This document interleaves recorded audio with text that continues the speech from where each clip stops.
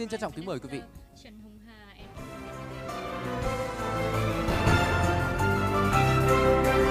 Thưa quý vị, xin trân trọng giới thiệu Phó Thủ tướng Chính phủ đồng chí Trần Hồng Hà và đoàn đại biểu lãnh đạo ban bộ ngành trung ương, địa phương đang tiến vào khán phòng tham dự chương trình ngày hôm nay của chúng ta. Xin trân trọng dành tặng một tràng pháo tay chào đón.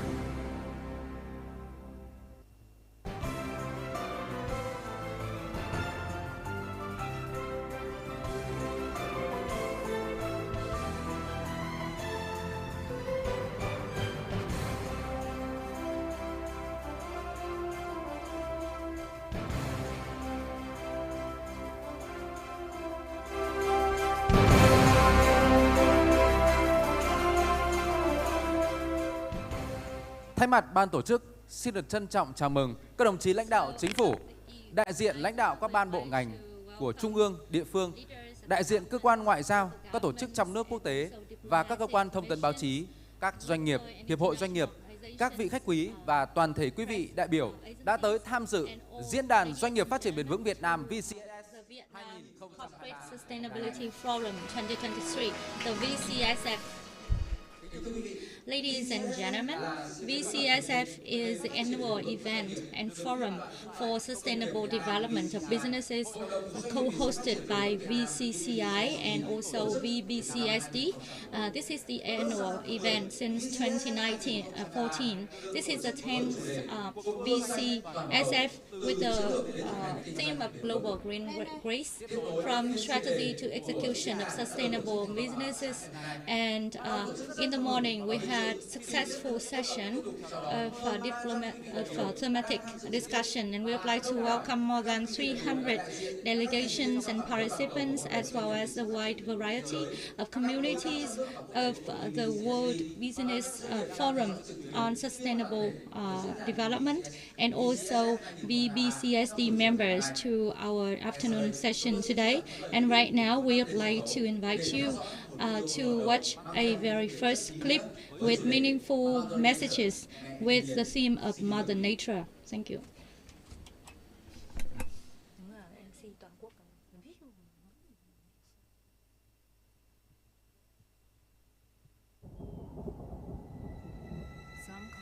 Some call me nature.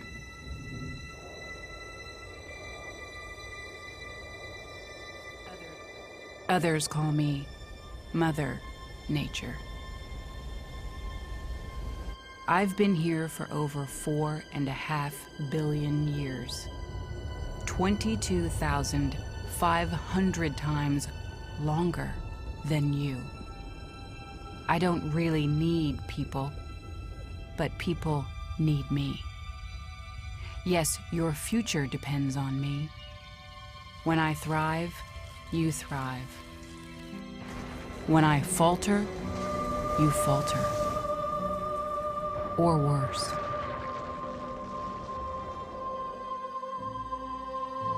But I've been here for eons. I have fed species greater than you, and I have starved species greater than you. My oceans, my soil, my flowing streams, my forests, they all can take you or leave you. How you choose to live each day, whether you regard or disregard me, doesn't really matter to me. One way or the other. Your actions will determine your fate, not mine. I am nature. I will go on. I am prepared to evolve. Are you?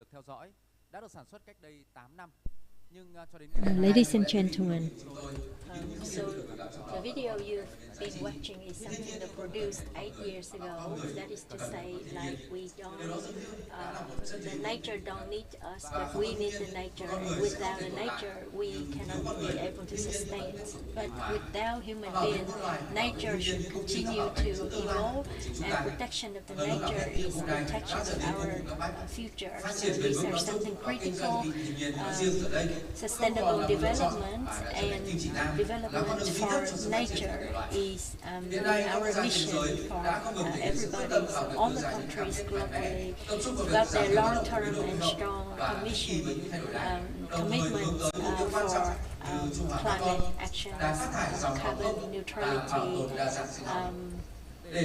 net zero, and biodiversity conservation. So we need the support of the government, but also the joint force of the community and the entire society. For sustainable development, each business is working for its development and aids for the community and for the entire planet. So we need to speed up with the race. Sustainable development is not only about discussion but also action, and these are the message that VCCI and VBCSD has been messaging or communicating. And so it's our honor to have the representation.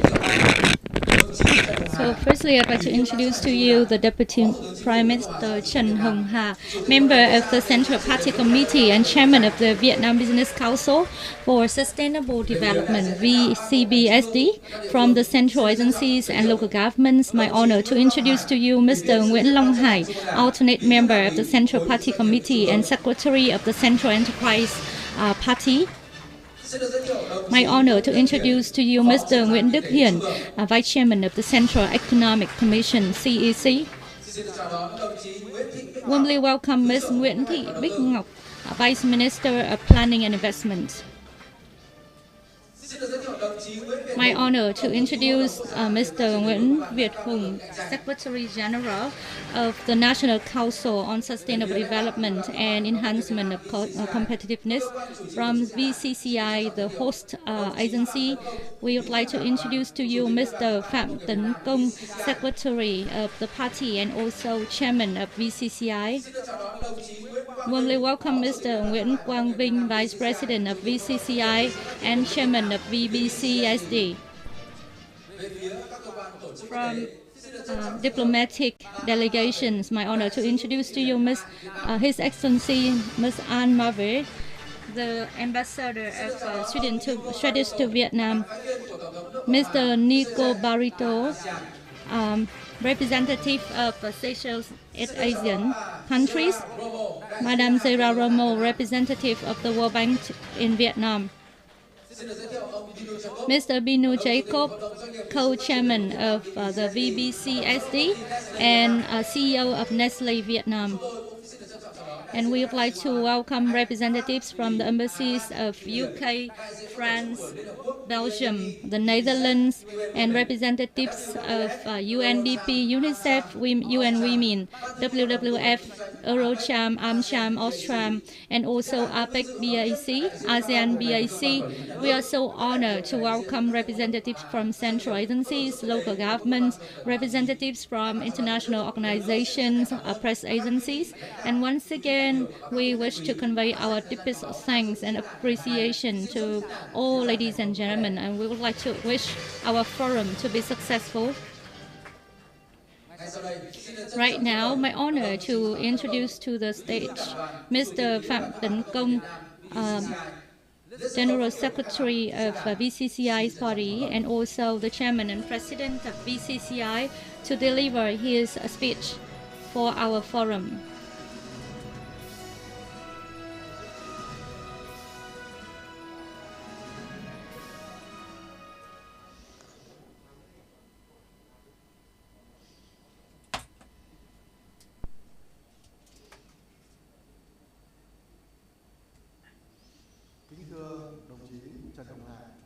His Excellency Mr. Trần Hồng Hà, member of the Central Party Committee, Deputy Prime Minister, and Chairman of the Vietnam Council of Sustainable and Competitiveness Enhancement, Mr. Nguyễn Long Hải, member of the Central Party Committee, and also representatives from Central Economic Commission, the Ministry of Planning and Investment, VCCI, VGCL, Her Excellency Ambassador of Swedish government to Vietnam, and leaders of diplomatic missions to Vietnam, international organizations, corporate sector, and press agencies. Ladies and gentlemen, according to the estimate of scientists in the German Institute for Climate Change,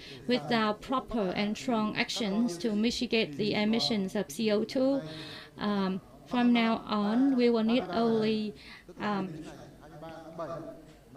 23rd of July 2029, then the temperature of the globe would increase 1.5 degrees centigrade compared with the pre-industrial level, which is not having any way back as defined by the UN, the United Nations. And with that, the impacts of climate change should be unanticipated, and there would be more than 1.7 billion people, meaning 1/5 of the total of the world population, being threatened by the biodiversity degradation, climate change, and also threats from different factors, including war and conflict.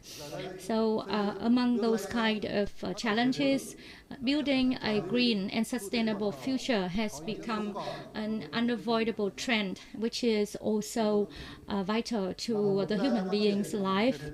As a developing country in the region, having long coastal lines and also being affected by the climate change, the party and the state had made a lot of interventions for climate change adaptation mitigation. And 10 years ago, on the 13th of June 2013, the party has issued Resolution 24 on corresponding to climate change and enhancement of natural resources protection, in which climate change adaptation and mitigation has to be put within the global concern and also considered as a way of sustainable development. There should be both sides of mitigation and adaptation to have the focus on proactiveness in natural resources protection and also natural calamities prevention. The government of Vietnam had identified a number of corrective solutions to meet with the goals of development for Vietnam and also to bring the net zero position by 2050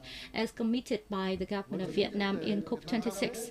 So with international support, Vietnam committed that we will not have development of economy with no price, and we promote sustainable development and low carbon economy, circular economy for practicing of green production and use of renewable energy in order to maintain biodiversity, natural protection, and ensuring the progress, the human being development in a very much inclusive and comprehensive manner.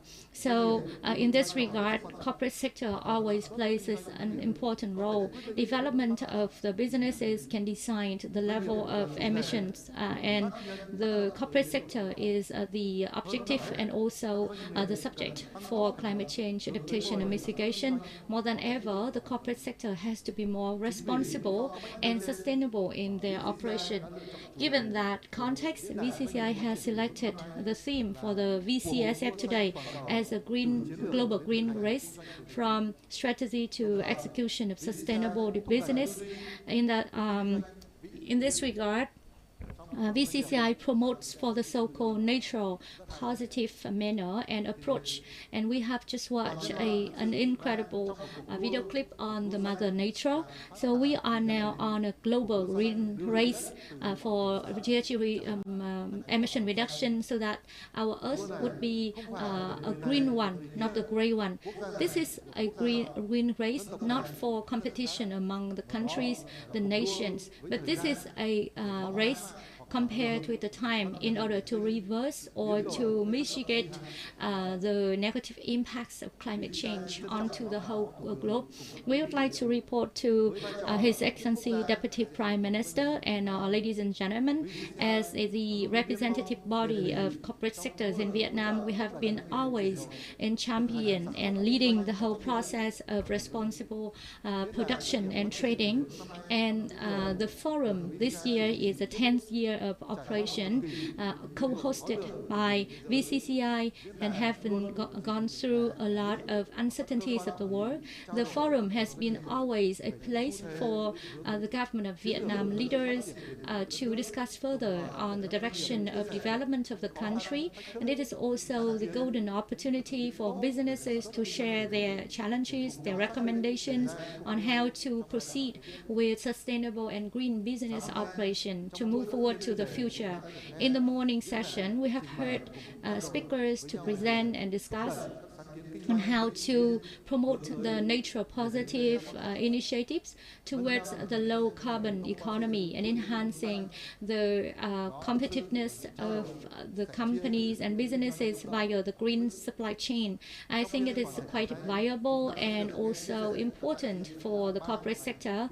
In this afternoon session, we will listen to the sharing from governmental agencies, international organizations with respect to green development, sustainable business development, and we are so honored to listen to the speeches from Deputy Prime Minister on how to ensure the regulatory framework and action plan and activities in order to promote the development of businesses in a very much natural, positive manner. DPM has been engaged in natural resources environment for so long and also engaged with the business development. So we believe that his direction will guide the way to further develop and exercise the mission of the corporate sector for Vietnam prosperity, happiness. And once again, we would like to convey our deepest thanks to the Deputy Prime Minister for his staying with us today for the VCSF.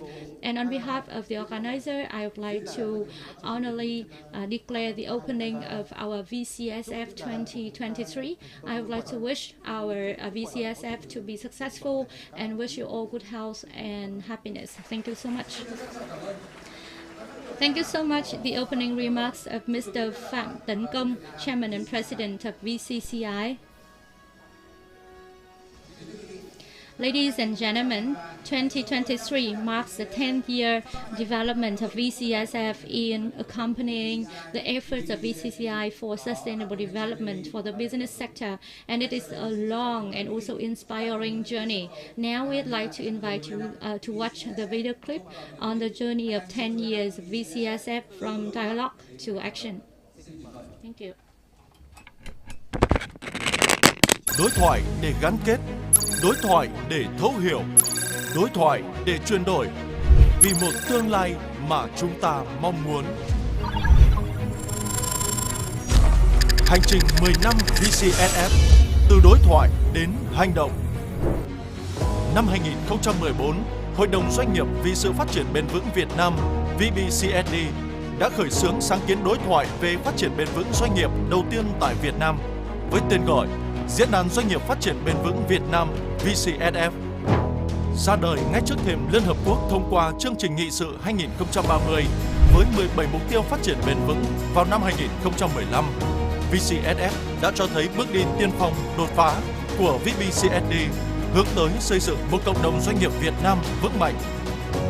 Hơn 5.000 lượt đại biểu trong nước quốc tế, hàng nghìn lượt tin bài phóng sự về VCSF, hơn 10 đối tác lớn đồng hành, hơn 400 diễn giả uy tín đến từ các bộ ban ngành như Bộ Kế hoạch và Đầu tư, Bộ Tài nguyên và Môi trường, Bộ Khoa học và Công nghệ, v.v. cùng các tổ chức phát triển như Hội đồng Anh, Ngân hàng Thế giới, các tổ chức thuộc Liên Hợp Quốc, Hội đồng Doanh nghiệp vì sự phát triển bền vững thế giới và cộng đồng doanh nghiệp, đặc biệt là các thành viên của VBCSD. Đó là những con số biết nói về hành trình đầy cảm hứng mà VCSF đã đi trong 9 kỳ tổ chức vừa qua. Không dừng lại ở đó, VCSF luôn tiên phong đưa vào chương trình nghị sự của diễn đàn những xu hướng kinh doanh đương đại trên thế giới. Từ đó góp phần chuyển đổi tư duy kinh doanh truyền thống sang kinh doanh có trách nhiệm của doanh nghiệp nước nhà. Đó là những chủ đề phát triển doanh nghiệp xã hội, kinh doanh cùng người thu nhập thấp, nông nghiệp bền vững. Tiêu biểu trong đó là khái niệm truy xuất nguồn gốc sản phẩm được giới thiệu tại VCSF 2014, nay đã trở thành thực tiễn kinh doanh phổ biến. Minh bạch và liêm chính trong kinh doanh, tương lai của việc làm, phát triển nguồn vốn con người, quản trị doanh nghiệp bền vững, lập báo cáo bền vững, thúc đẩy kinh tế tuần hoàn tại Việt Nam. VBCSD đã đi đầu trong việc giới thiệu mô hình kinh tế ưu việt này từ năm 2016, tạo đà lan tỏa kinh tế tuần hoàn đến cộng đồng doanh nghiệp qua hàng nghìn sáng kiến và mô hình kinh doanh hiện nay. Tăng cường quan hệ đối tác công tư trong thực hiện phát triển bền vững, tương lai số hóa, xây dựng văn hóa kinh doanh đa dạng, bao trùm và bình đẳng. Cùng với sự đánh giá cao của chính phủ, diễn đàn đã được nâng tầm lên thành hội nghị toàn quốc về phát triển bền vững vào các năm 2018, 2019. Đây là mốc son rất đáng ghi nhận của VCSF. Trước hết là tôi ghi nhận và đánh giá rất cao cái hội nghị phát triển bền vững năm nay. Bây giờ trước hết là chúng ta thấy rất đông đại biểu đến dự suốt trong một ngày, đến gần 1.000 người.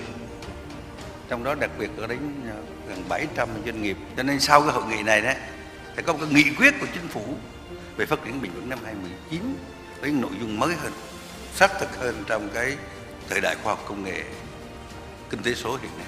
Trong các năm 2020, 2022, bất chấp thách thức từ đại dịch Covid-19, VCSF vẫn được duy trì tổ chức với hình thức mới, kết hợp trực tiếp và trực tuyến. Những nỗ lực bền bỉ của VBCSD trong đồng hành cùng chính phủ và doanh nghiệp thúc đẩy kinh doanh bền vững đã được ghi nhận.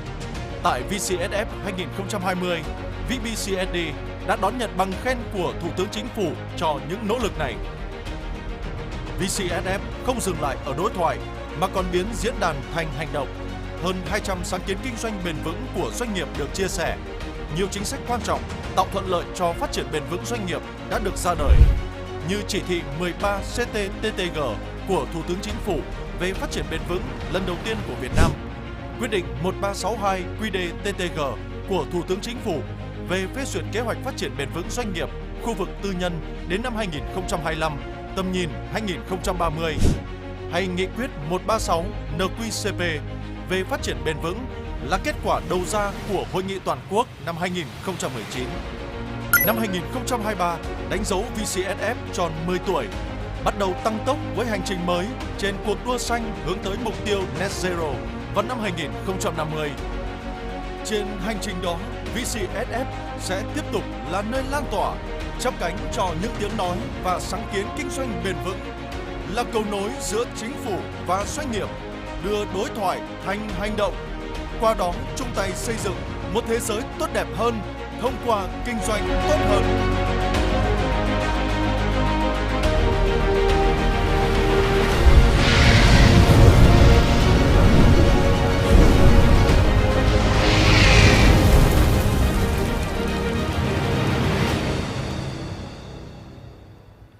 Xin cảm ơn chào phát thanh của quý vị. Và thưa quý vị, diễn đàn hôm nay thật vinh dự khi Thank you so much, and we are so honored and thrilled to have the direction and attention of Deputy Prime Minister Trần Hồng Hà and also the Chairman of the National Council for Sustainable Development and Competitiveness Enhancing. Please welcome him to the stage for his opening speech.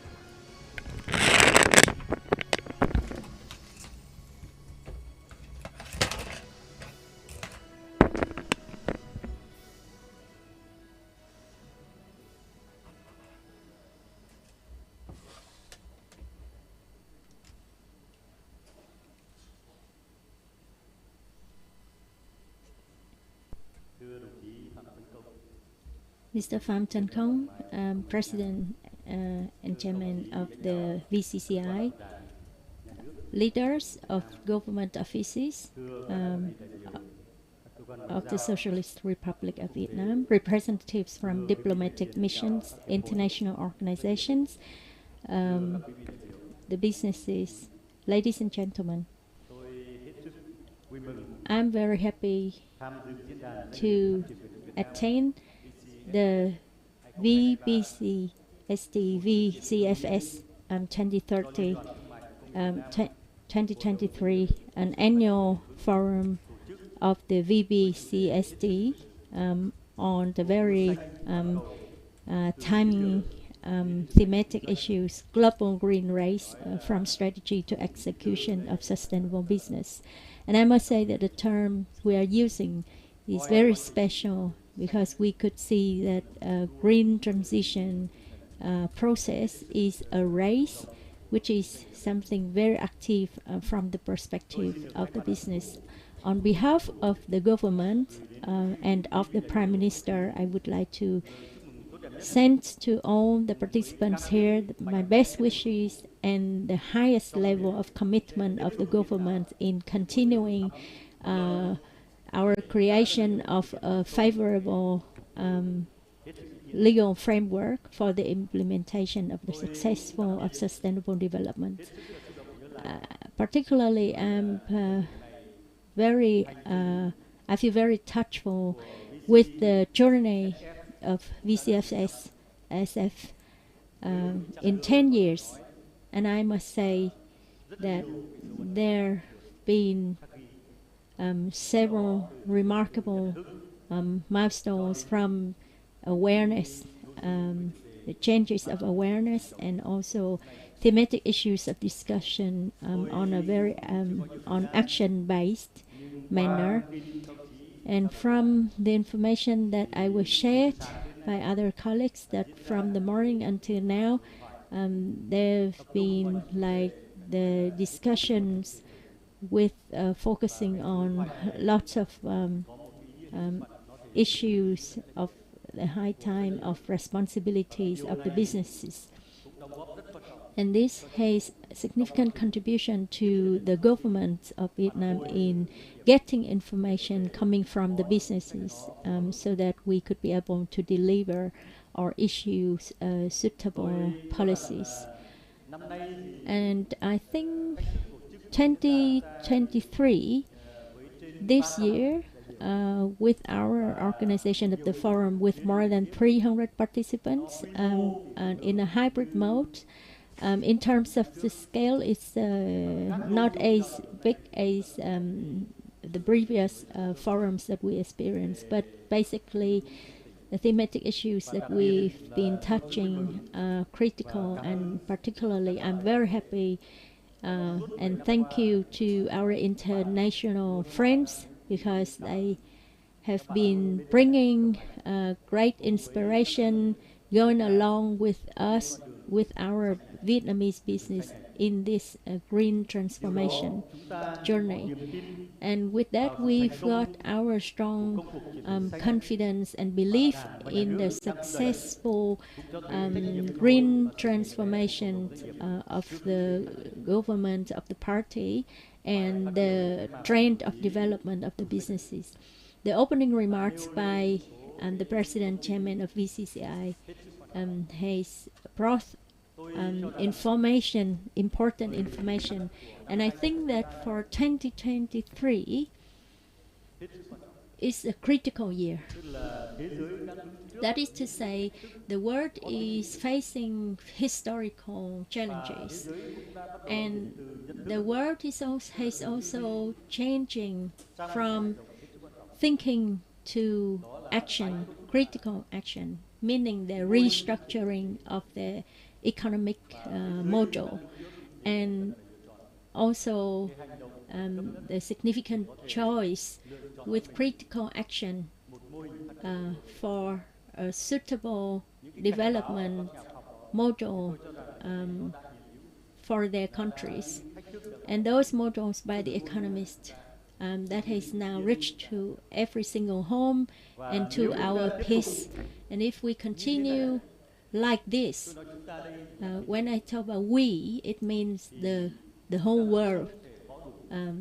Then we would not have enough material to support us to further development.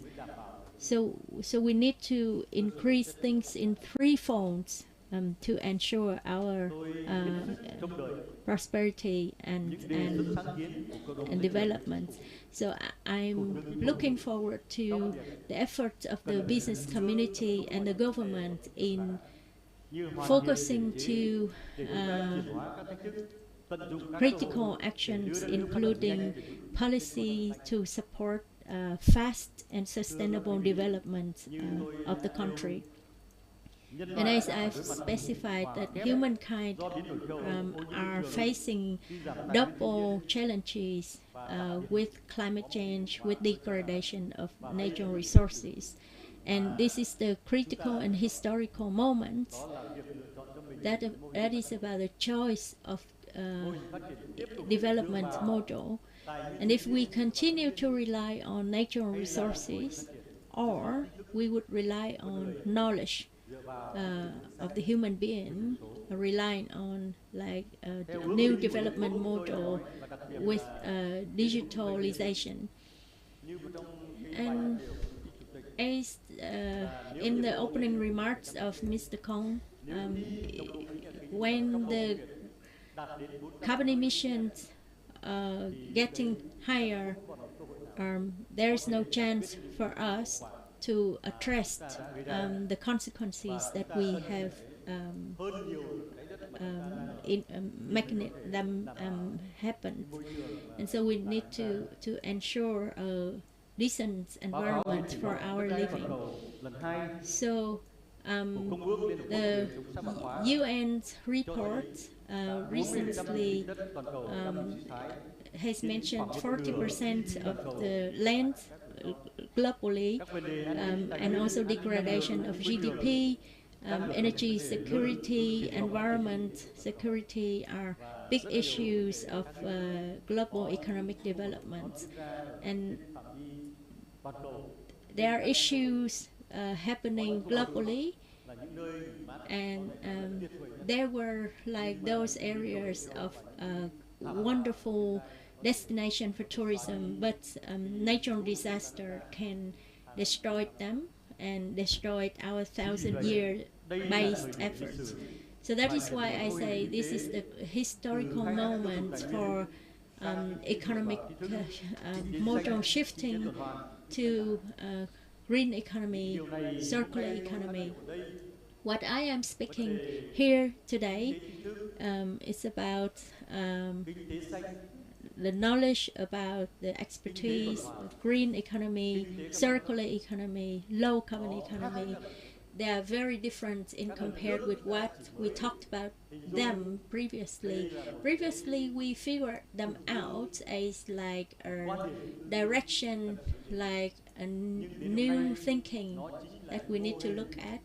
But today, they are the models that presently the governments, the businesses, and the public community should see them as the models that in every single position that we are responsible for, we need to identify clearly of the objectives and methodologies of our action. Green recovery, carbon neutrality, energy transition, and nature-based solution are the global trend, and gradually come into or integrated into our policies and actions. So 90% of the global GDP are towards the commitment of net zero by 2050. So that in order to enable the compliance or implementation of the our action in connection between trade and investment. And within today's forum here, I want to say that the most attractive mechanism for the businesses to look forward are not about the labor and or are not about tax incentives or policies supporting land use, but they would come from policies relating to green transition. So that's something attractive from renewable energy and clean energy. That's what I'm thinking of. And so in the future, so our national products coming from the businesses when joining the global commercial activities will not be the barriers. And so we need to see these elements as things that we need to take into account. So it's not all about awareness, it's not all about promotion, but it's about the policies that are formulating or will be formulating and are the opportunities for those countries in the process of transformation. And it won't be favorable to those countries of a slower transformation. So the party and the government have been actively looked at the mechanism for low carbon economy development, circular development, and that has been clearly reflected in COP26. And so for countries like Vietnam, our participation to the commitment at COP26, meaning net zero by 2050, is a kind of significant challenge, and it is a mission of challenge. But for the party and for the government, we recognize that this is the opportunity, the only opportunity that we should go together and join together to deliver global objectives. But that's kind of a matter of fact for the transformation. So that's also the opportunity for us to do the structured transformation and development model based on expertise, knowledge, and green transformation. Our resources and technologies will make the country move forward to high technology country by 2045, which can be reflected to our strategies and big agendas of the party and of the government since the last few years. And I would like to take this opportunity to thank you, the Vietnamese businesses, for their going along with the government and the people and bring both challenges and opportunities, bringing long-term growth to the businesses and with strong connection to the development of culture and environmental protection. So this new and big playground will bring opportunities for renewable energy development, green hydrogen, and also new energies and new technologies. I know that many countries, through their energy transition and green energy transition, have created significant number of job opportunities, and the total revenues they've got are as good as like those areas relating to fossil fuels development since the early days. So I understand that in this transformation journey, lots of challenges will be there with the businesses. And today, I want the businesses to be well aware that the government is looking at policies and also pilots for energy transition, which are known as the Just Energy Transition Partnership, JETP, and Vietnam is among the 4 countries with other international partners group joining for the political declarations.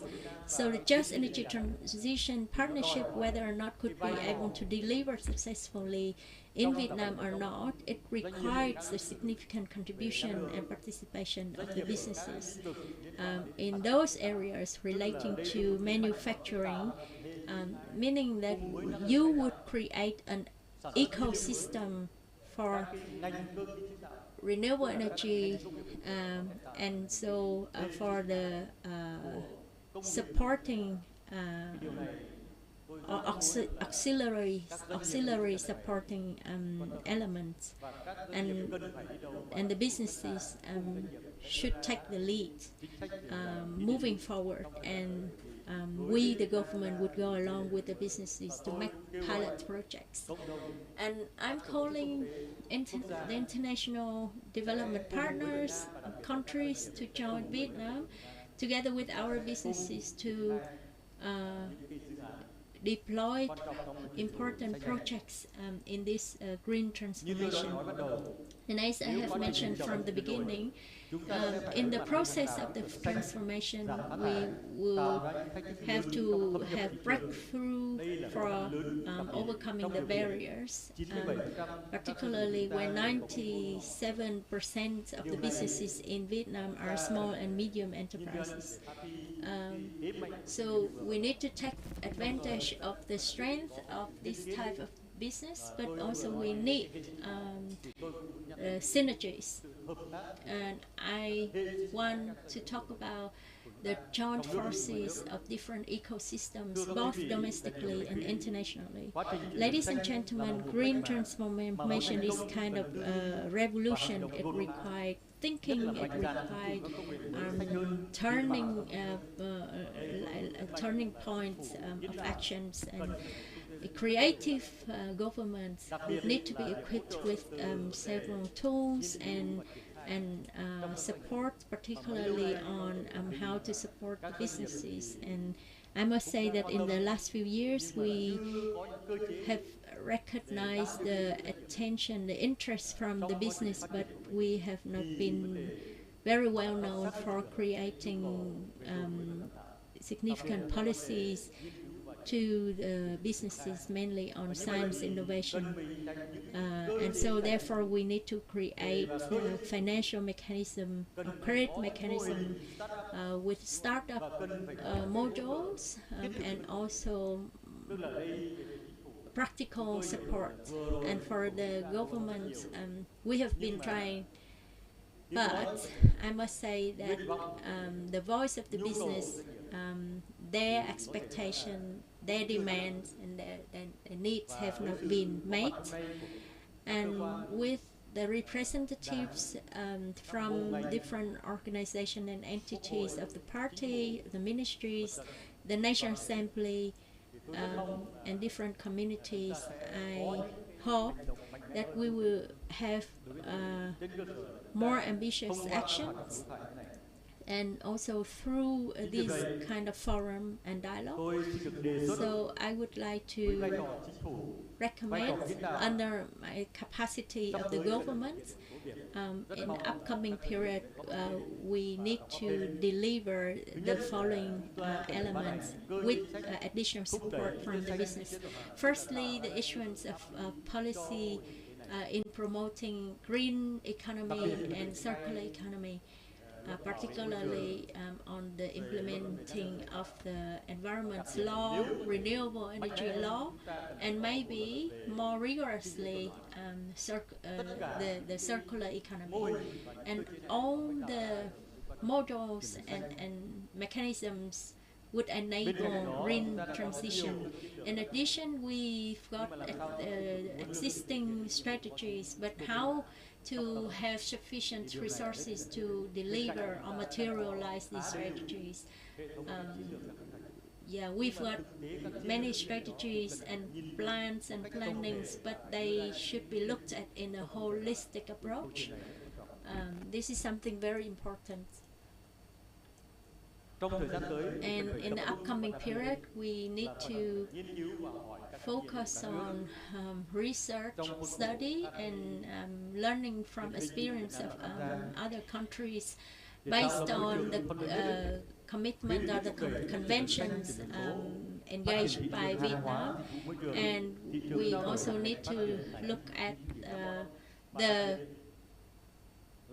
carbon trading emission,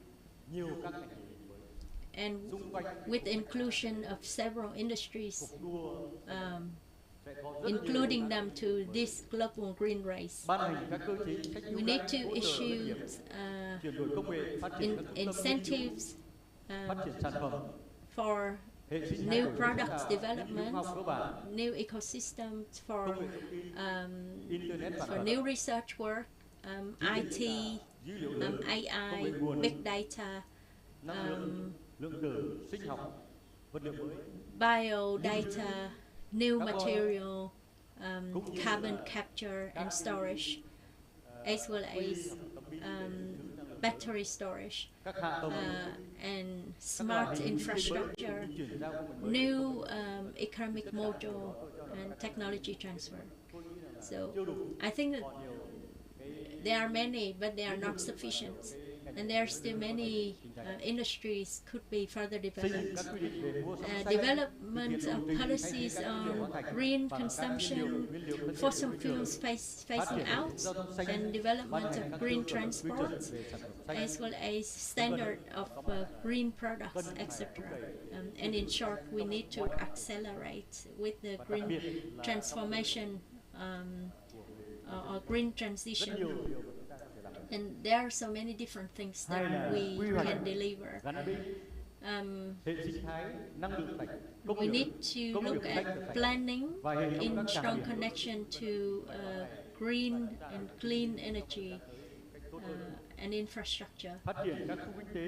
Development of economic zone, industrial park with a circular economy.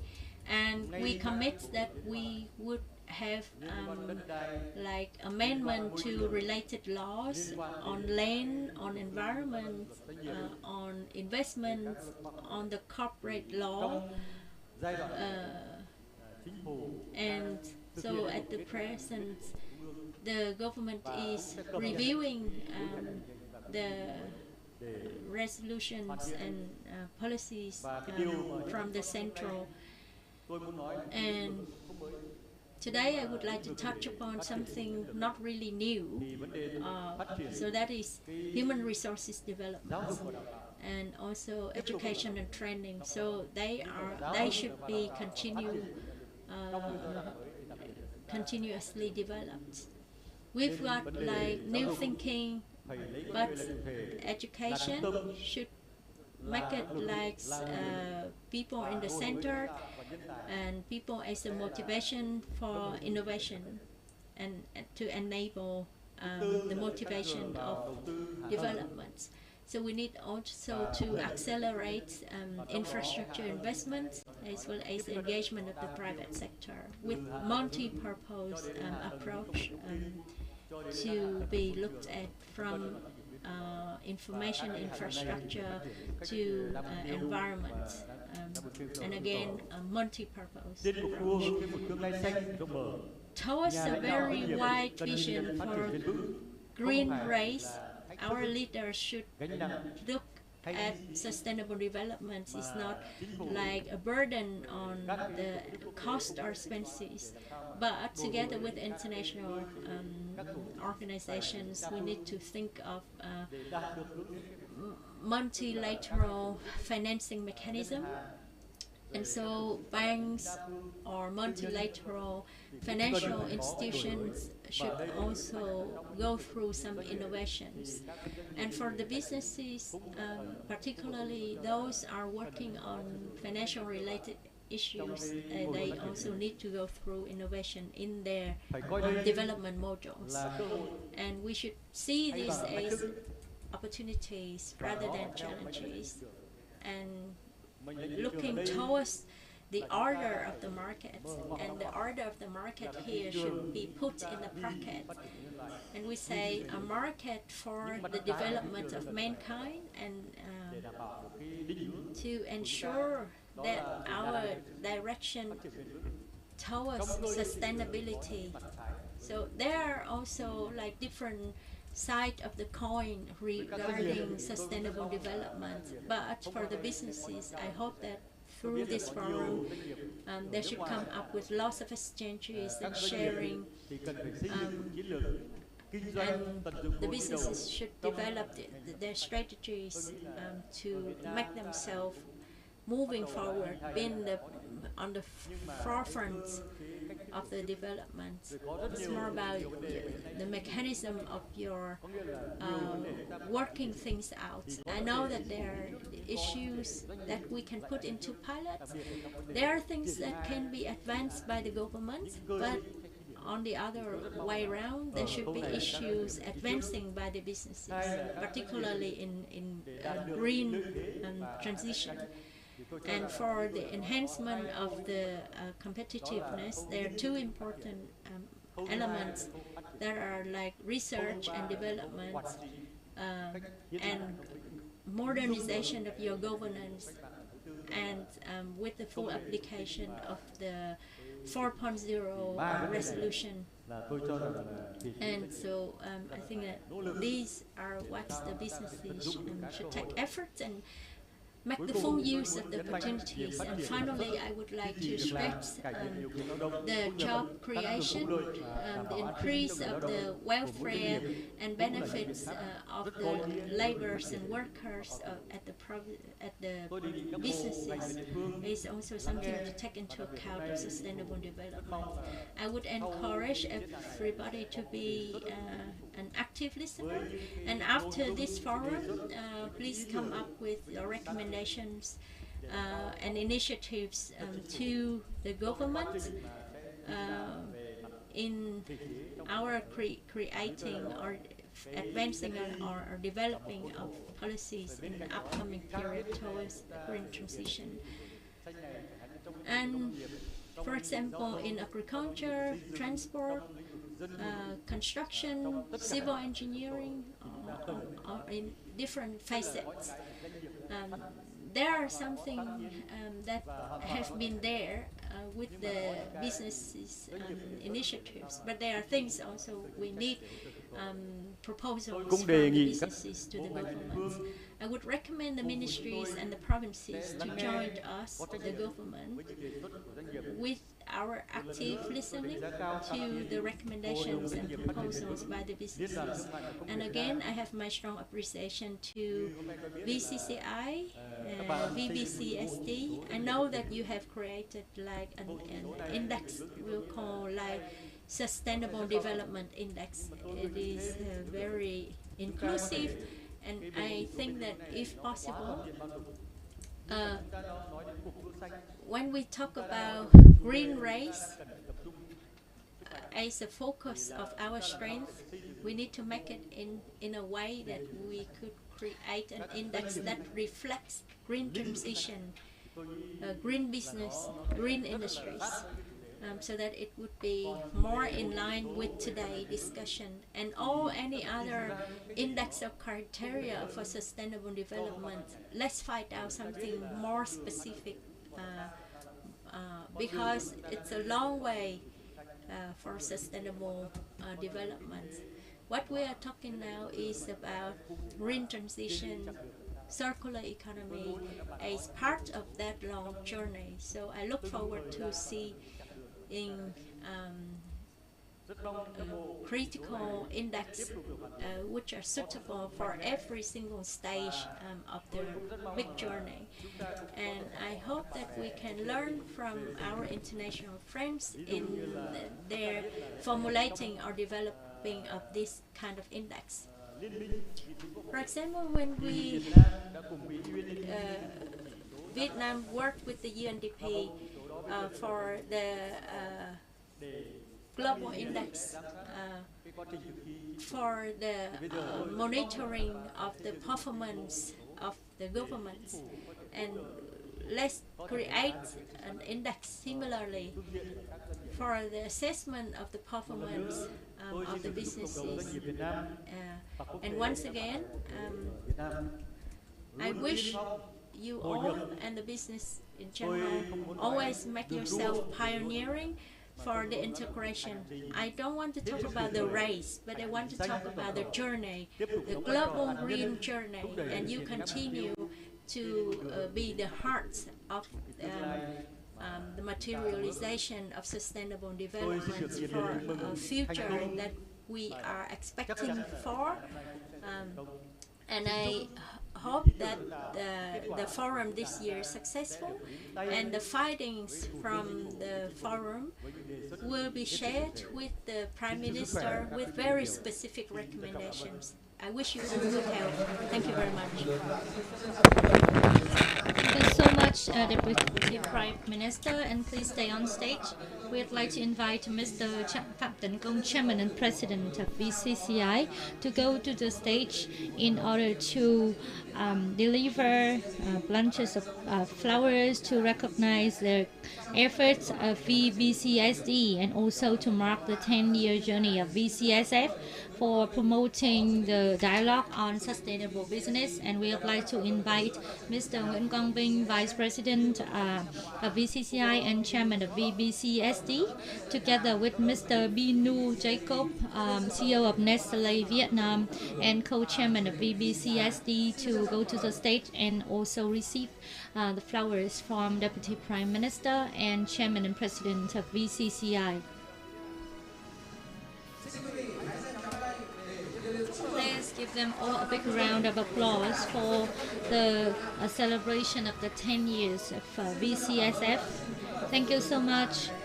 And we would like to invite you all, Deputy Prime Minister and the leaders of VCCI, VBCSD, to stay on stage to enjoy a group photo together with the central agencies, international organizations, Standing Committee of VBCSD. We would like to invite Mr. Nguyễn Long Hải, alternate member of the Central Parties Committee and Secretary of the Central Enterprises Mission, Mr. Nguyễn Đức Hiển, Vice Chairman of CEC, Ms. Nguyễn Thị Bích Ngọc, Vice Minister Planning Investment, Mr. Nico Barito, the Special Envoy of Republic Seychelles for ASEAN, Ms. Jaira Romo, representative of World Bank in Vietnam, and from the Standing Committee of VBCSD, we would like to invite Ms. Hà Thị Thu Thanh, Vice Chairman of VBCSD and Chairman of VIOD, Ms. Cao Thị Ngọc Dung, Vice Chairperson of VBCSD and Chairman of BNJ, Mr. Dennis Brunetti, CEO of Ericsson in Vietnam, Laos, and Cambodia and Myanmar, Mr. Lê Ngọc Lâm, CEO of BIDV, Ms. Nguyễn Thị Trà My, CEO of Han Group, Ms. Nguyễn Thị Minh Ngọc, Deputy Director of Sasco, Mr. Bùi Khánh Nguyên, Deputy CEO of Coca-Cola Vietnam, Mr. Jong Jerome Jarakra, the Deputy General Director of SCG, Ms. Trần Thị Thúy Ngọc, Standing Vice President of Deloitte Vietnam, and Ms. Đào Thúy Hà, Deputy Director of Trafaco. So once again, thank you so much, Deputy Prime Minister and leaders of VCCI, VBSD, as well as international organizations.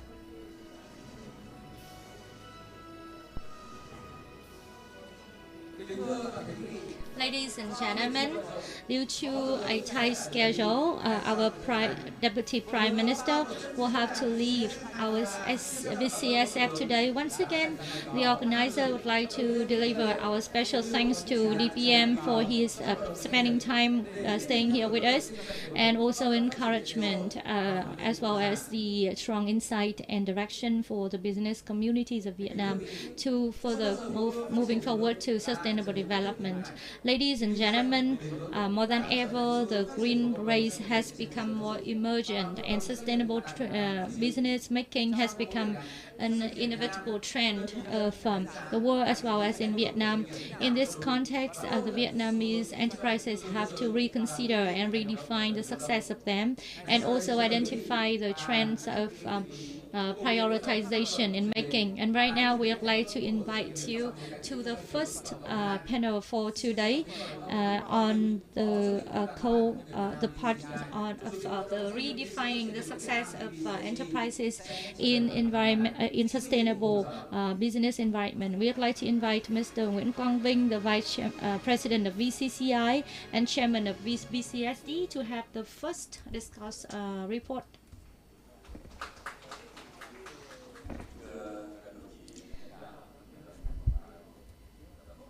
Dear leaders of the Central Party and leaders of VCCI Ministry of Plan Investment, Ministry of Natural Resources Environment, and representatives of diplomatic missions, members of VBCSD, and also representatives from corporate sector and press agencies. I'm so touched because I have seen this 10-year journey of the VCSF, and also I'm so happy to see the strong relations of the parties' bodies since the beginning, together with business community and international organizations. So it is our great honor and privilege to VCCI and also to the organizer, but it is also a challenge, a big challenge for the following years. I am mandated by the organizer, by the standing committee of VBCSD, to take this opportunity to talk about the success of an enterprise given uncertainty and challenging environment. And of course, there is no perfectly right answer given such fluctuation and uncertainty world. So I think maybe we have to redefine the success of an enterprise. I think there has been a kind of unprecedented challenges that we are facing, and we would like to also listen to you. We would like to share with you on the key trends in sustainable business and responsible business making, and also the key focus in the coming time. What should we, the Business Council of Sustainable Development, have to do? So at the beginning of our forum today, you have watched a video clip talking about the nature mother, and I think it is a clear message to be delivered. If we make profit, we focus only on profit maximization, ignoring the social values, the values that the corporate can contribute to environment, whether it is considered still a success. And when we choose the theme of green race, our ultimate goal is to have natural, positive business, because it is so important and it has become a kind of dominating trend in this regard. So in the coming time, VBCSD, together with the World Business Council of Sustainable Development and also 63 councils at the globe scale, will redefine the value and the concept of what is a natural positive companies or enterprises.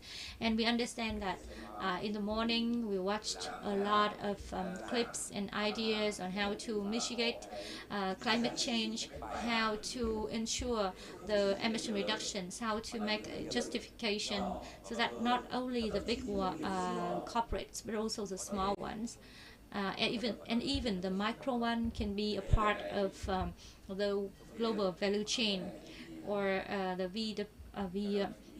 DC, and I think it is the GBC, and it is quite important because we are living in a world of uncertainty, of fluctuation in terms of economic, financial, environmental issues and aspects. And we have the gray parts of conflict, wars, but also a brighter part.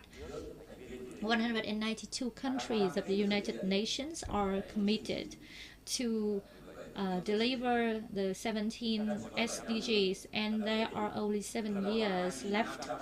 That means 2,555 days to complete our mission of 17 SDGs with 169 specific indicators. So what would be the role of the corporate? And more importantly, we have seen the high commitments of the leader of our government, Prime Minister Phạm Minh Chính, at the Glasgow conference.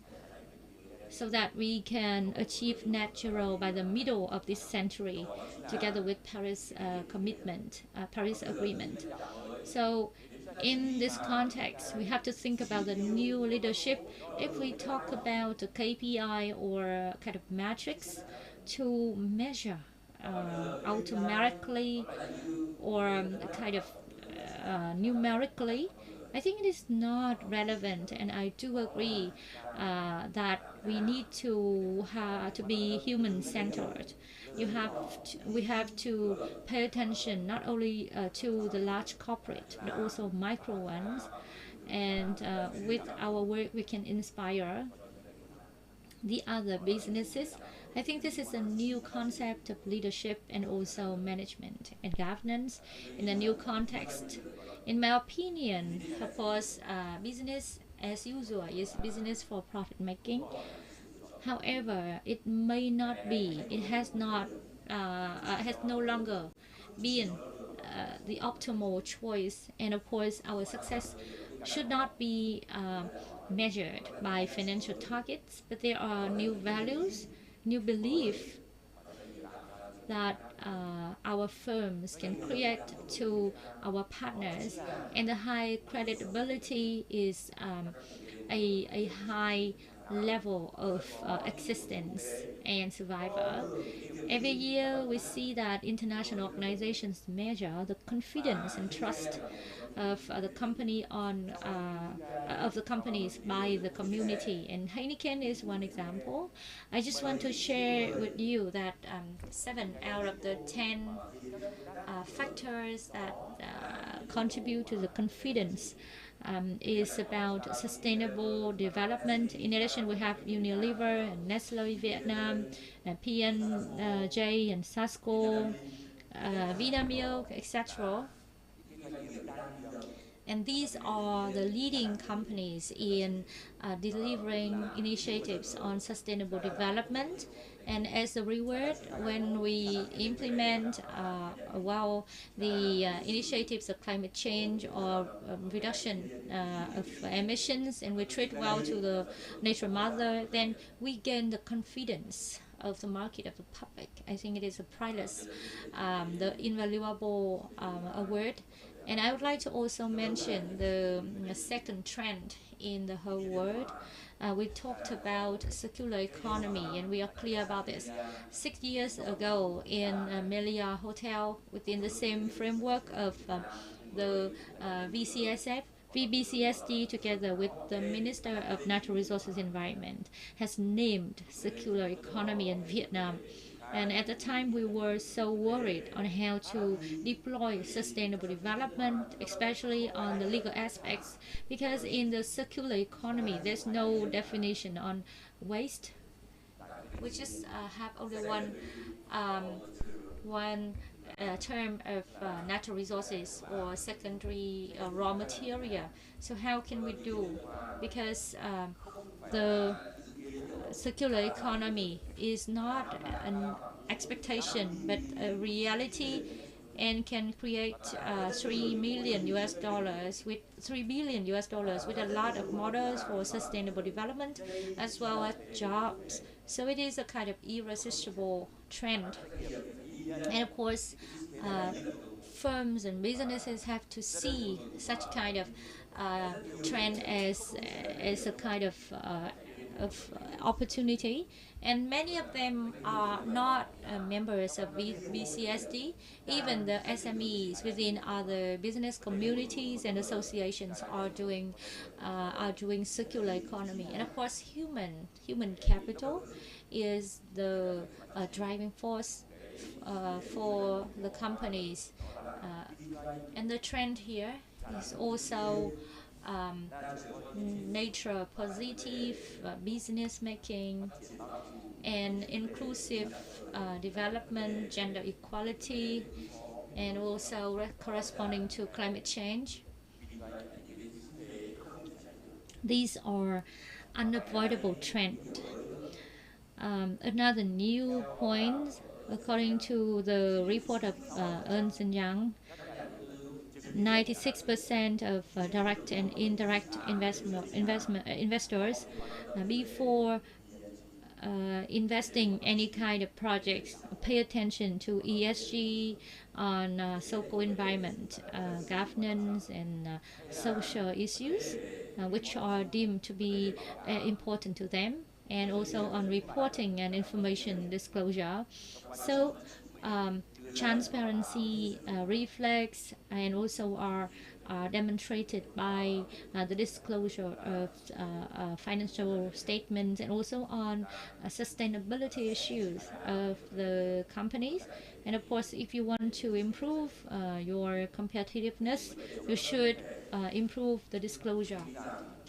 In terms of key prioritized actions, I think the first one is about concept transformation from doing brown to doing green, and also the systematic transformation is needed. This is a very first point, the beginning for Vietnamese businesses in the coming time, moving forward to sustainable development and also capturing opportunities in the future. The second one is reinforcement of value chain and greening. We touched upon the thematic topic in the morning, and we spent also the whole panel discussion 1.5 hours talking about that value chain. So the level of emission from a corporate level we discussed in the morning already. We can manage it, but 91% of GHG emissions are segmented or fragmented in the whole value chain. So how we can ensure the management along the value chain, how we can reinforce them to green, and also to bring the values for our chain. It is quite important. The next one is on reporting and accountability. According to OECD, accountability is one of the core standards to decide whether such company can further develop. And for large corporates, of course, you have adequate resources, but we also discussed in the morning how to provide support to SME and even micro enterprises to have accountability on emissions, on the use of employees, and also inclusive development, gender equality. We are so lucky to have the strong support from VGCL, Vietnam General Confederation of Labor, Ministry of Natural Resources and Environment, Ministry of Planning and Investment, so that we have that kind of indicators, CSI, the Corporate Sustainability Index, to be implemented so far. So with the permission of the chairman of VCCI, as directed by DPM, in the coming time, we need to have other index in order to support the corporate in this green race. The green race has been well established for around 10 years.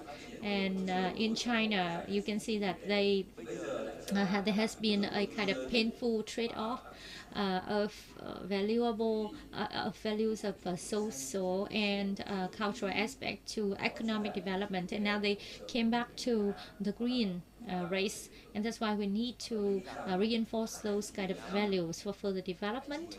So in our opinion, the 10-year journey is quite challenging and harsh, but we were inspired by the assistance and accommodation of the central party of the state and others, and especially from the corporate themselves.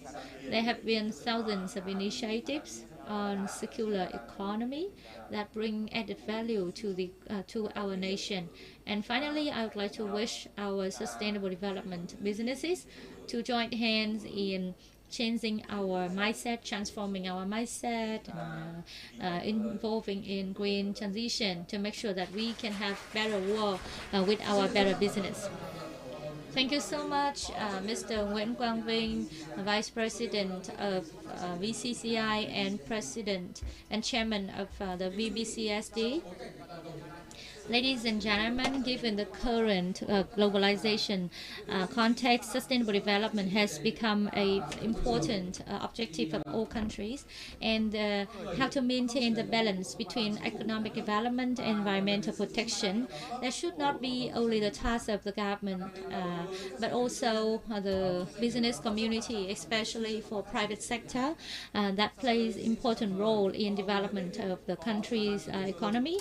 And now I would like to invite Mr. Nguyễn Đức Hiển, Vice Chairman of the CEC, to have the remarks on orientation to support private sector as a key motivation of the economy contributing to green growth. Thank you.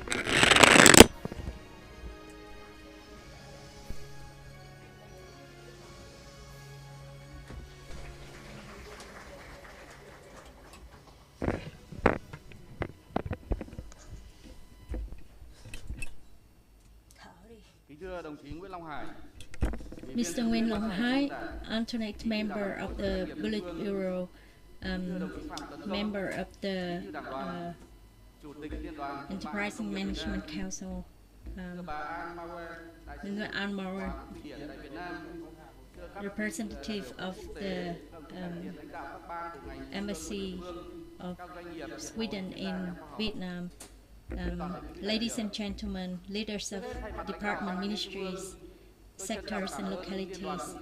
On behalf of the CEC, I would like to thank you, VCCI, VBCSD, for inviting us to join the Forum 2023, and this is an important event contributing to direction of the party and the government towards sustainable development, and particularly in the context that Vietnam implementing is net zero by 2050, and in the context that the CEC is working with Ministry of Natural Resources and Environment with the instruction of the government on 10 years of implementing the Resolution 24 of the party term 11 on environmental protection, and it's like a review of 10 years of implementing resolution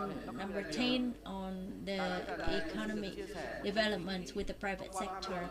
I would like to share my thoughts with the remarks on the global green race from strategy to executive of sustainable development towards green growth.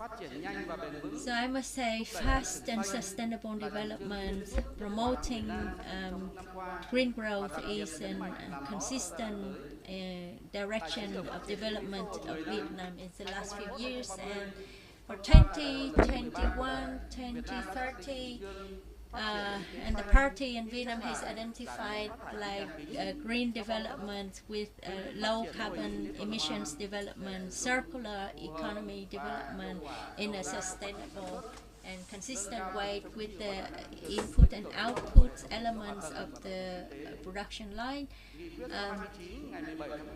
Resolution 29 of the party term 13 towards the modernization and industrialization towards 2045 for 2030 regarding digitalization and green transition, and also the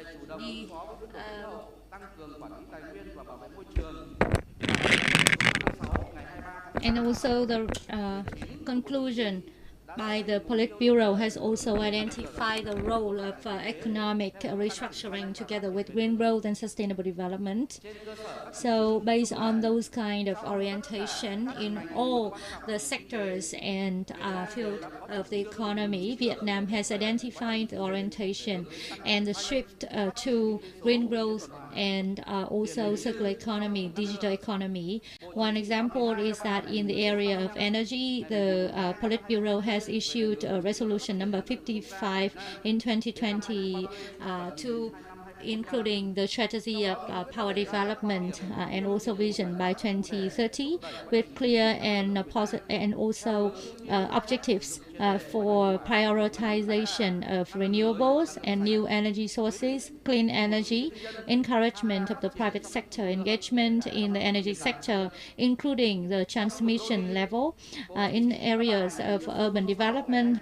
Politburo issue resolution number 06 on the planning and sustainable development of urban areas of Vietnam by 2030 and vision by 2045, with the strategy for sustainable and smart city development that is resilient to climate change, and also a connection to industrialization, modernization. The resolution sets on the limitation and also phase down of construction materials that are not effective and also not friendly to the environment, with a focus on green building development and green infrastructure in the urban areas. In the agriculture and rural development, the 13th Congress Party also issued resolution number 19 in 2022 on the agriculture and rural development by 2030 and vision by 2045, with a focus on green circular organic agriculture development in order to promote the green growth as in the definition and concept of green economy, meaning that the economy that is based on smart, inclusive, and sustainable manner. One of the key points is to adopt technology and innovation. In this regard, the Politburo issued resolution number 52 in 2019 on some key solutions and also orientation for the development of the Industrial 4.0 with the three main focuses. First one is to promote national digital transformation, digital economy, and also the smart economy, with a number of solutions on improving legal framework for the engagement in, and also deployment of the Industry 4.0, and also engagement of the private sector in this digital transformation. So the government of Vietnam also issued different action plans and also master plans and schemes. To be specific, the decision 1658 of the government of Vietnam to approve the national green growth strategy by 2030. That also strengthens the importance of green growth to enhance the resilience and sustainable development, and also to support for the national for the social economic development plan. So as you can see, all of the key orientations and directions of promoting green economy and green sustainable development, digital economy have been well set in the key resolutions and directions of the government. It is also confirmed that one of the key subjects to implement such orientations are the businesses and also the public at large, with the important role being put onto the private sector. On the June 2017, the Central Party also issued the resolution on private sector engagement that can become a key momentum and driving force for market economy. It also identifies 6 main orientations and 5 groups of solutions to be implemented by the governmental agencies. And based on that, the government of Vietnam issued this decision 98 in 2017, and also the decision number 15 in 2022. So with that, we have recognized that the private sector has made a lot of progress. There have been more than 786,000 of private sectors out of more than 800,000 companies in the whole country, and contributing to 40% of the whole economy. Many of the private sectors in Vietnam have enhanced competitiveness, and in the areas of energy, the FDI, the economic households, focuses on renewable energy and energy sufficiency, and also the installed capacity of power generation is 34,000 megawatt, which is 32% from the private sector. The credit balances by end of June 2023 is around 4.2% of the total economy, focusing on green and renewable energy with more than 45% of the total credit balances. Green agriculture account for 31% of the total credit. In 2021, all the provinces have produced organic food and also products with more than 11,000 of farmer households, 93,000 of exporters for organic food, with a total export value of more than 600 million. Those kind of organic agricultural food has been exported to more than 180 countries, and the participation in planting and forestation by economic organization is 1.6 million hectares, accounting for 11.45%. The households and individuals planted 3.1 million hectares of forest, accounting for 21%. In the areas of urban development, more than 30 cities issued documents to direct and implement the green growth urban areas together with the private sector. Ladies and gentlemen, these kind of achievements for the engagement of private sector in circular and green economic development has been enormous. So in order to exercise the targets on private sector development and contribute to the green growth as a advisory body of the party to guide the implementation of resolutions and also the other work, there are so many things we need to do in order to bring the orientations and the concept of the party into reality. And we would like to identify the 5 main groups of solution as below. First one, there should be further strengthening of mechanisms and policies to encourage the private sector to the two areas of digital transformation and also green economy sector. In the areas of energy, it is important to concretize the orientation of removing all barriers for the private sector to engage in all aspects of energy, especially the transmission level. Private sector has contributed positively to renewables development. However, many of the orientations from the resolution number 55 have not been fully utilized, and there should be special attention from MOIT for implementation. There should be earlier implementation plan to the BDP8, the Power Development Plan number 8, which has been issued by the government. According to the BDP8, in 2021 to 2030, Vietnam will need huge amount of capital for energy development, from 113 to 130 billion for the whole 5 years. So we will need additional and external amount of capital, including the engagement of the private sector and FDIs. As a result, resolution number 55 has to be accelerated.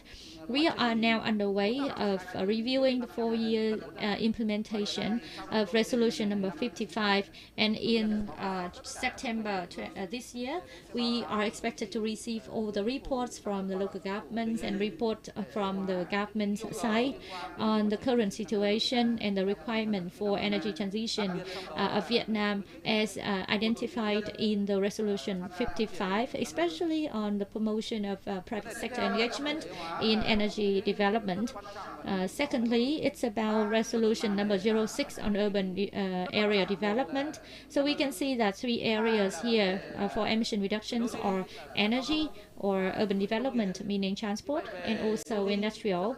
So for urban area development, in the resolution number 6, there are concrete orientations for further promote the greening from the planning to development of sustainable urban areas. So we also have to review the 2-year implementation. We see that many of the policies are lacked of in order to incentivize the private sector and corporate sector in general in the urban area development. And next is about resolution number 52 on industrial 4.0 and also enhancement of innovation and a regulatory framework in the sandbox level. So in order to further incentivize corporate and private sector to engage in, there are so many things to be further considered, especially for the 6 priority sectors. The next one is on implementation of industrialization, promoting industry and services as in the resolution number 29. And the other things is about the implementation of the resolution number 24 after 5 years of execution.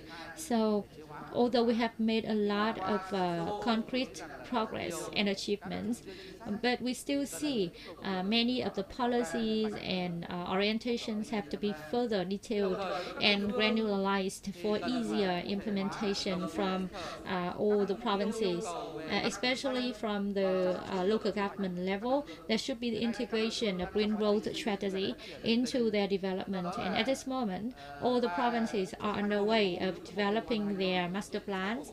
There's only one regional master plan completed, and there are still 5 regional master plans to go. So when we review the implementation of resolution number 06 on urban area development, we see that the objectives of climate change corresponding in all cities of the country are still missing. So that means there should be further integration and consolidation into the plan. Next one is creating favorable conditions for the private sector to become the core in the new generation FTAs, and also providing credit, especially green credit, issuance of green bonds and climate financing, improvement of mechanisms for higher accessibility from the private sector to capital as identified in the resolution number 39 of the Politburo.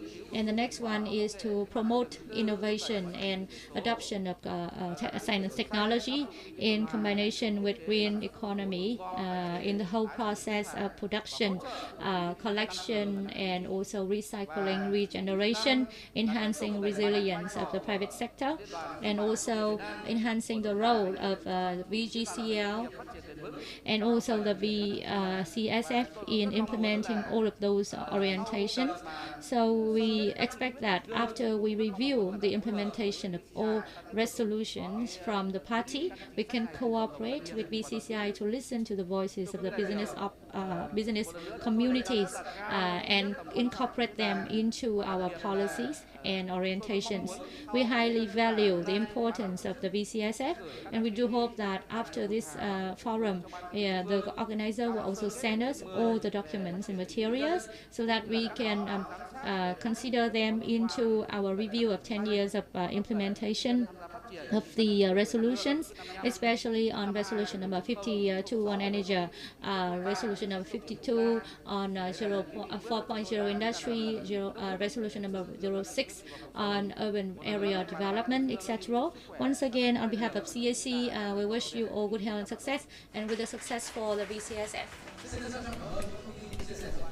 Thank you so much the information and the remarks from Mr. Nguyễn Đức Hiển. Ladies and gentlemen, green growth or sustainable development is important within the current context of climate change, depletion of natural resources, and also climate change issue. So how to ensure the balance and also sustainable development for the community? We can see that green growth brings a lot of opportunities, but the challenges for the corporate sector of Vietnam. In order to understand it further, we'd like to drive you through the presentation from Madam Nguyễn Bích Ngọc, the Vice Minister of Planning and Investment, for the topic of fulfilling the National Action Plan for Green Growth, Challenges and Opportunities.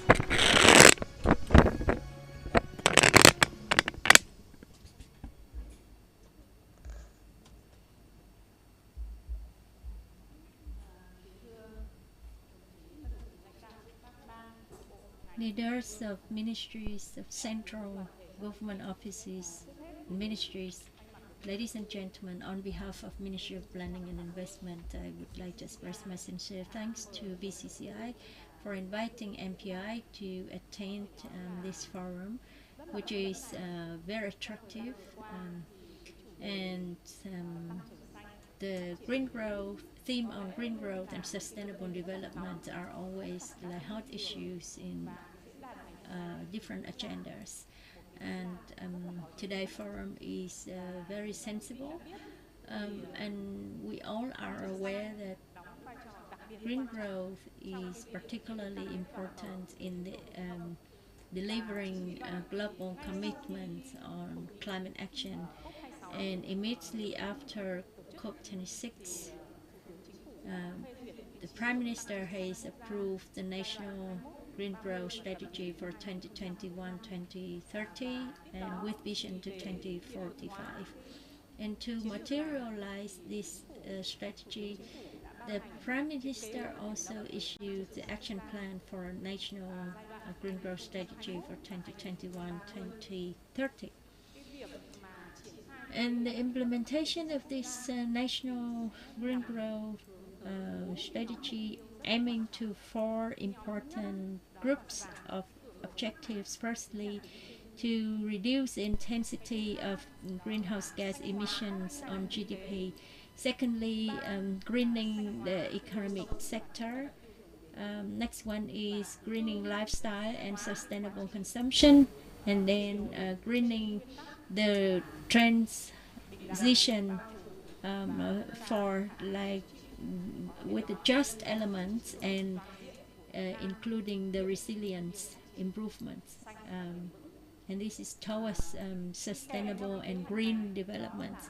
And aligned with this, there are a series of solutions and policies to address or implement these objectives, making a harmonization of development towards prosperity in economic, sustainability in environment, and just in social related issues. And I think these are kind of inclusive, and they would be significantly important for Vietnam in its achieving net zero by 2050 commitments, as well as for the implementation of Vietnam's NDC.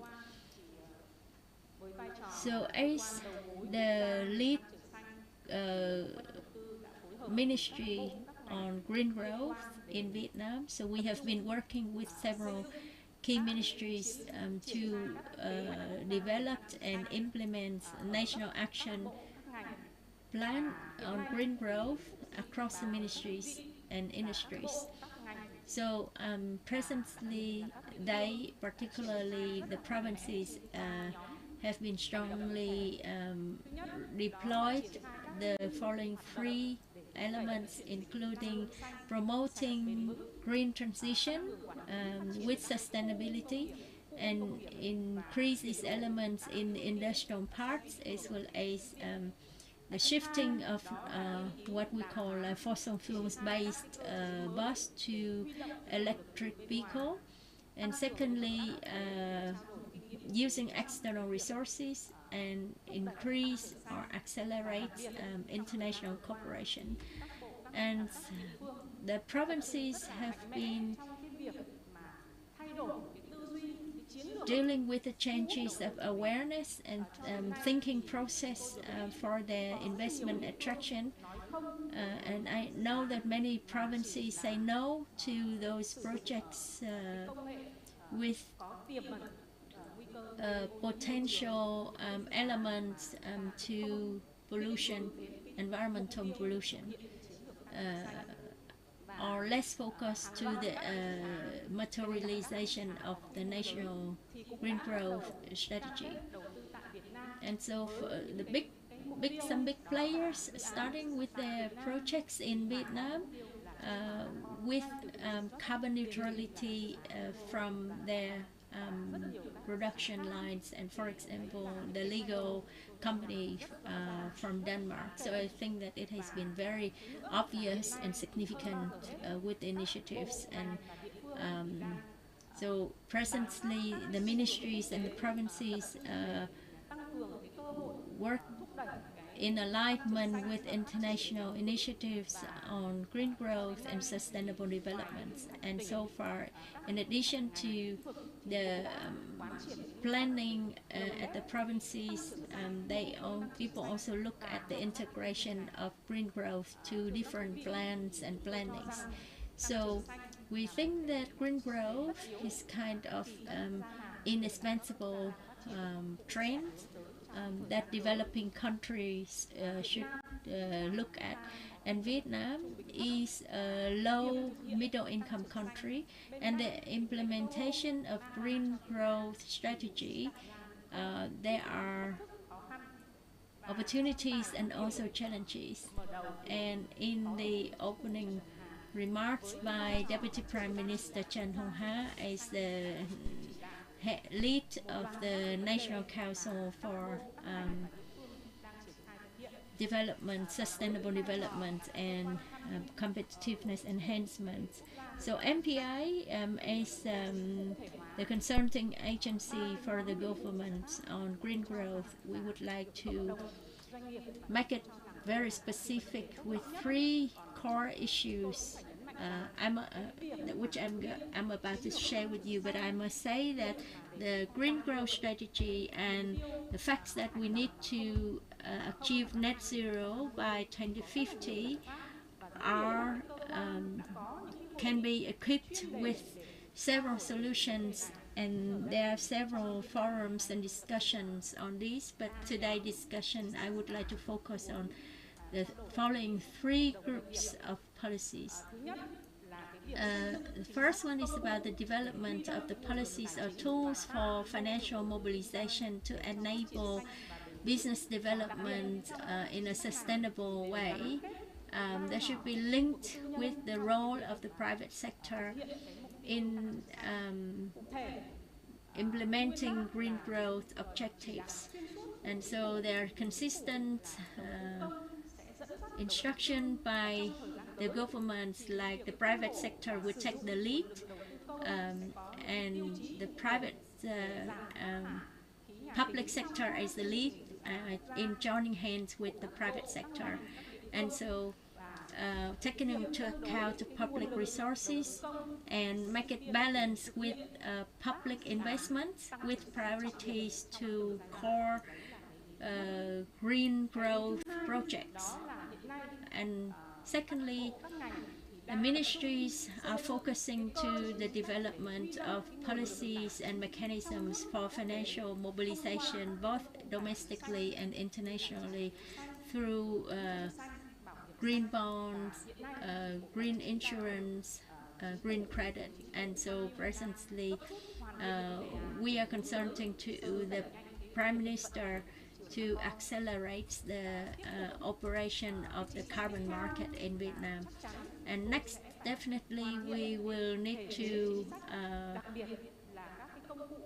make it better with the legal framework with regard to several tools, for example, on tax and in responding to projects with carbon emissions and environmental protection. And we will impose tools, tax mechanisms to move towards green growth.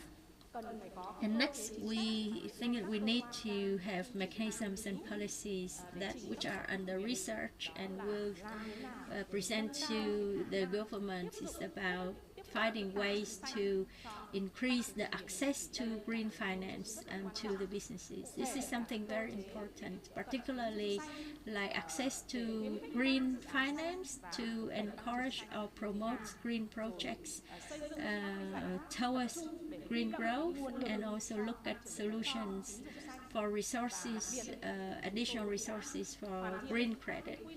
And we are finalizing regulations on ODA and incentive loans, favorable loans, and also taking into account of international resources for green growth.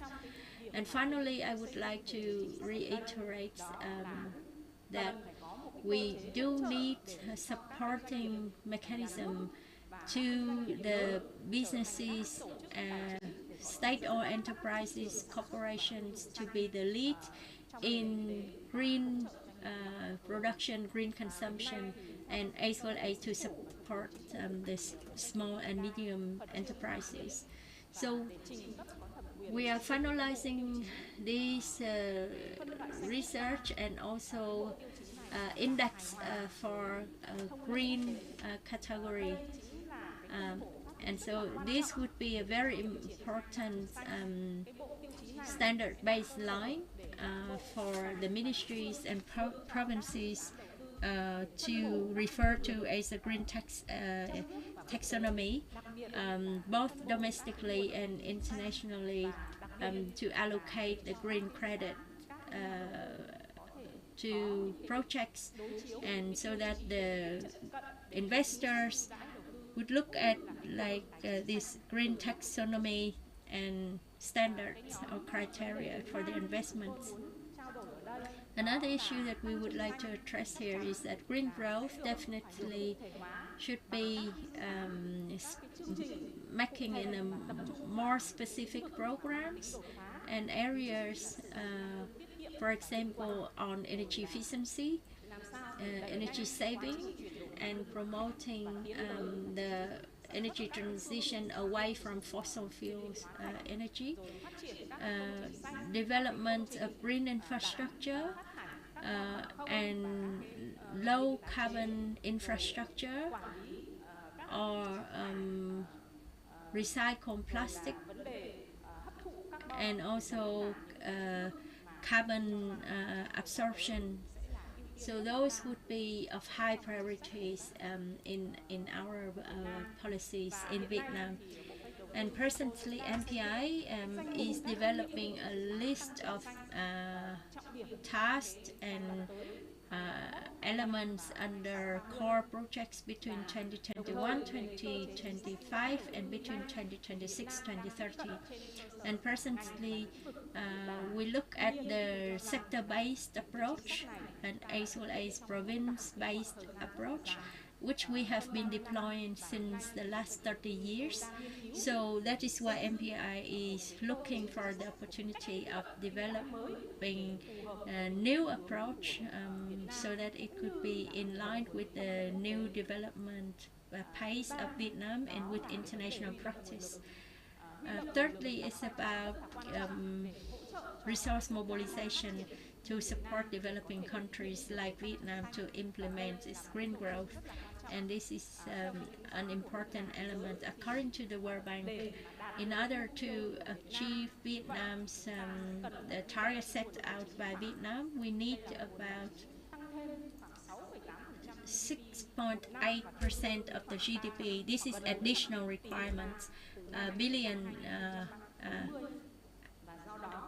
US dollars between now and 2040. So additional mobilization of resources is very important, and the government has assigned ministries, including Ministry of Finance, State Bank of Vietnam, and MPI on its financial mobilization plans, bilaterally and multilaterally.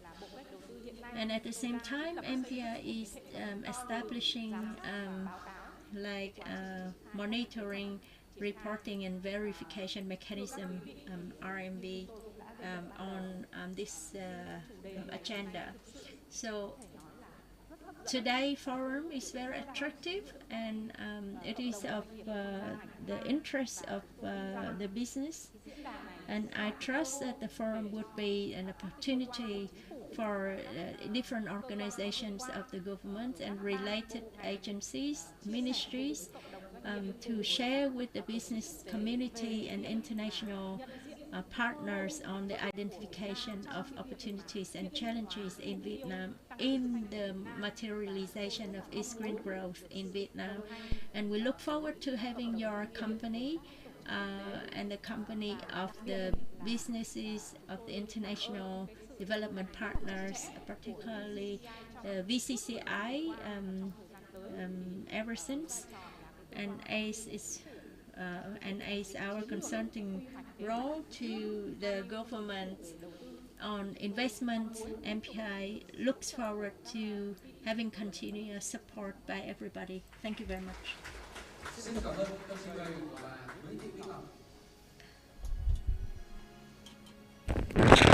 Thank you, Vice Minister Nguyễn Bích Ngọc.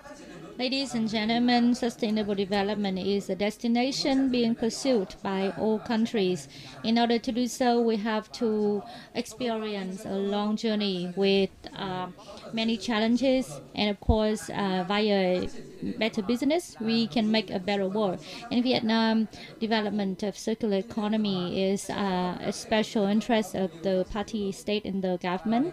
And circular economy can help us to contribute to the success of SDG. In order to understand further on the model of circular economy, we would like to invite Mr. Mai Thanh Dung, Deputy Director of East Monterey, to share with us on the theme of developing the model of circular economy, the current policy instruments, and the gap between Vietnam, the country, as well as recommendations to the business sector.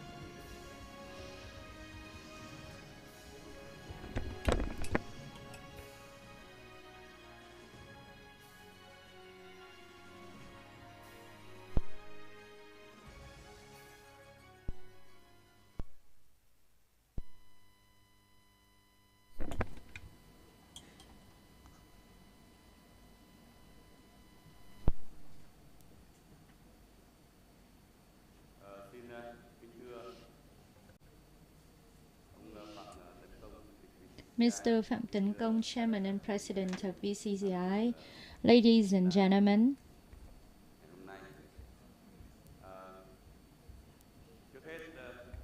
first of all, I'm so thrilled to be asked by the organizer for our VCSF today.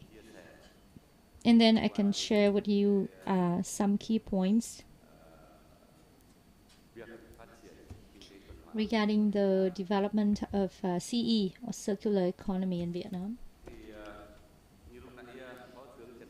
As our Deputy Prime Minister has been raising in his opening speech, mentioning the meaning, the role of promoting a circular economy. This is a pathway and a direction that is also relevant to Vietnam as well as other countries. The development of CE has been adopted, according to our statistical figures, by 50 countries and territories, 50 jurisdictions that are now following and pursuing the CE model. So how about Vietnam? And what is the current progress?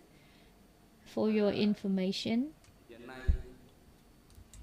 at the moment, CE has been well set in the policies of the party and state, and also prevailing laws and regulations as follows. Firstly, Law on EP, Environmental Protection 2020. It was the first time the requirement for developing circular economy with specific regulations were stipulated in Article 142. Next is Decree 08, guiding implementation of the law on EP, with more specific regulations on how to implement CE in reality. To be specific, there are provisions on responsibility for CE development, as well as the incentive mechanism to corporate sector for CE deployment. Next, the Prime Minister also issued decision number 687, the scheme on CE development in Vietnam, in which there are multiple solutions and tasks, and also the mandate to Monterey for developing an action plan on CE. It is required that Monterey has to submit the PM on that scheme by the end of the year, this year, 2023. So now East Monterey is assigned to be the focal point of Monterey to further develop and promote CE model in this spirit. So we are now preparing the draft action plan on CE Vietnam in the period 2025, 2023 to 2030, and the vision in the next stages. Ladies and gentlemen, the National Action Plan on CE Development is critically significant, and according to Decision 687 of the Prime Minister on approving the scheme of CE development, after the action plan is approved by the Prime Minister, then central agencies, ministries, and local governments would be responsible to develop their respective action plan of CE in their own respect, meaning their own industry or local territories. And that's why I assume that by the end of this year and also the next, after the National Action Plan on CE is endorsed, it would create a great momentum for the corporate sector to implement different solutions on CE, particularly in their own operation models. So it would be a big wave and trend that has a widespread effect to the entire society. And in my opinion, this would create a huge and enormous impact for the country as a whole. Firstly, for the corporate sector, because as you can see and understand, CE is a kind of economic model aiming to the use of natural resources and also recycling of waste in a very much effective and efficient manner. So it is considered as the green solutions for the economy, an important task of Vietnam in the period 2021 to 2030. So CE development is a core to reform our economic pattern and enhance competitiveness, ensuring production and consumption in an effective and sustainable manner. In order to develop effectively the CE model, the government should play the role of enabling, and the corporate sector would be the core, the center, in order to promote and also implement different models of CE. And then the rights and benefits of the consumer should be the central thing for implementation of CE. So these are some kind of guiding principles for a whole circular economy. At the moment, in the current National Action Plan on CE that we are in charge of, we are cooperating with the other central ministries and experts to come up with the key following contents or substance. First one is orientation. In a national action plan, it is a big document of the state and the party. So we need to identify the viewpoints as a direction for the lower level implementation orientations. And because of that, we would like to set some key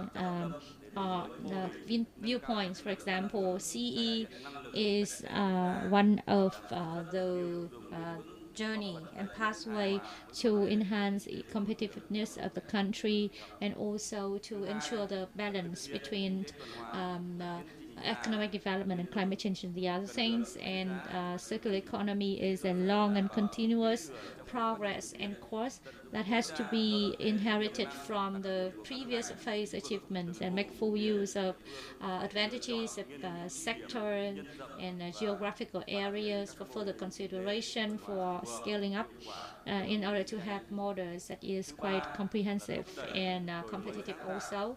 Thirdly, promote innovation and adoption of technology and science, as well as the other achievements of the Industry 4.0 and digital transformation, so that we can attach CE from the very beginning of the whole process of input material purchase and production and waste the treatment, as well as the other processes in a more environmental friendly manner. Number 4, to ensure the independence and proactiveness in implementing CE and leveraging opportunities and investments from the other international and overseas investors to be aligned with the special conditions of each region and provinces. So these are the 4 key viewpoints we expect to put into the National Action Plan on CE.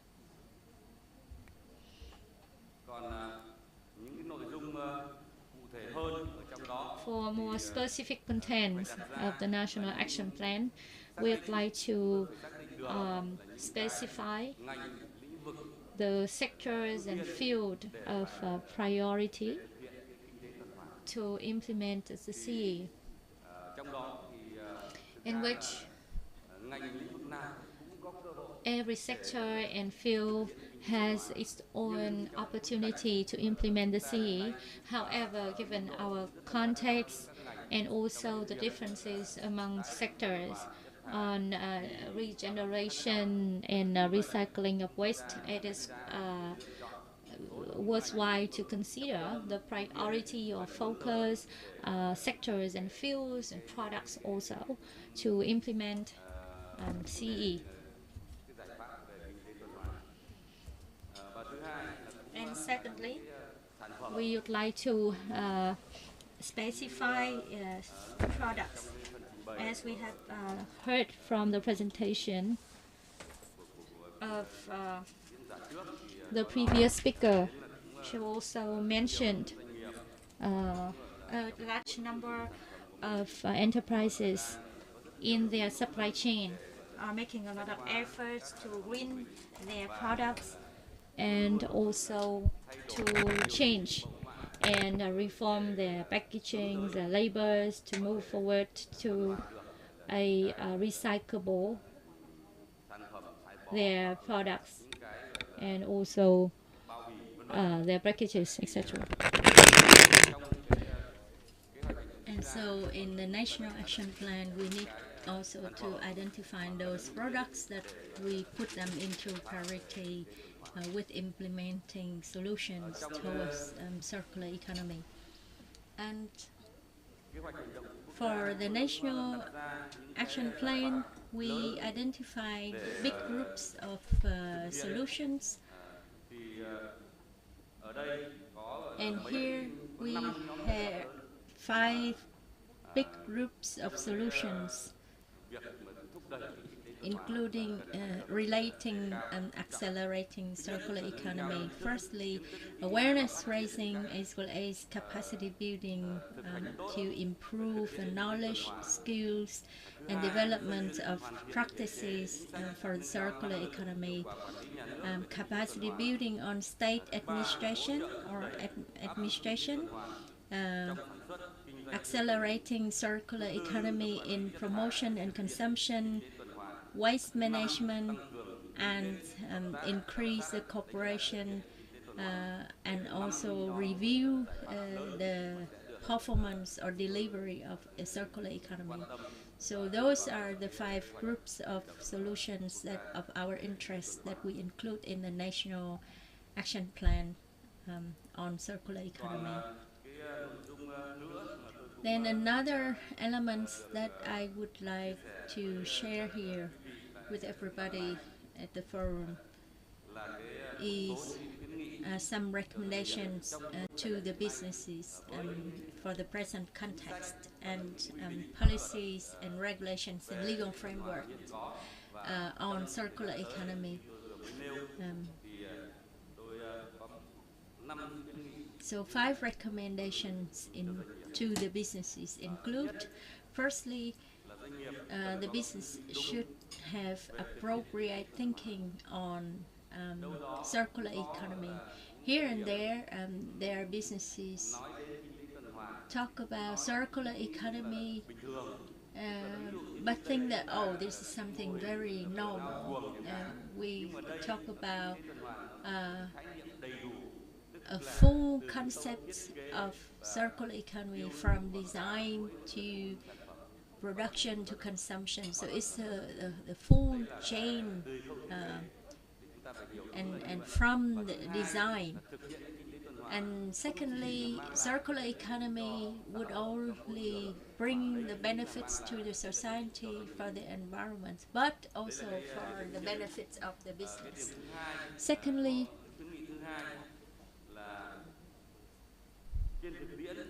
in practice,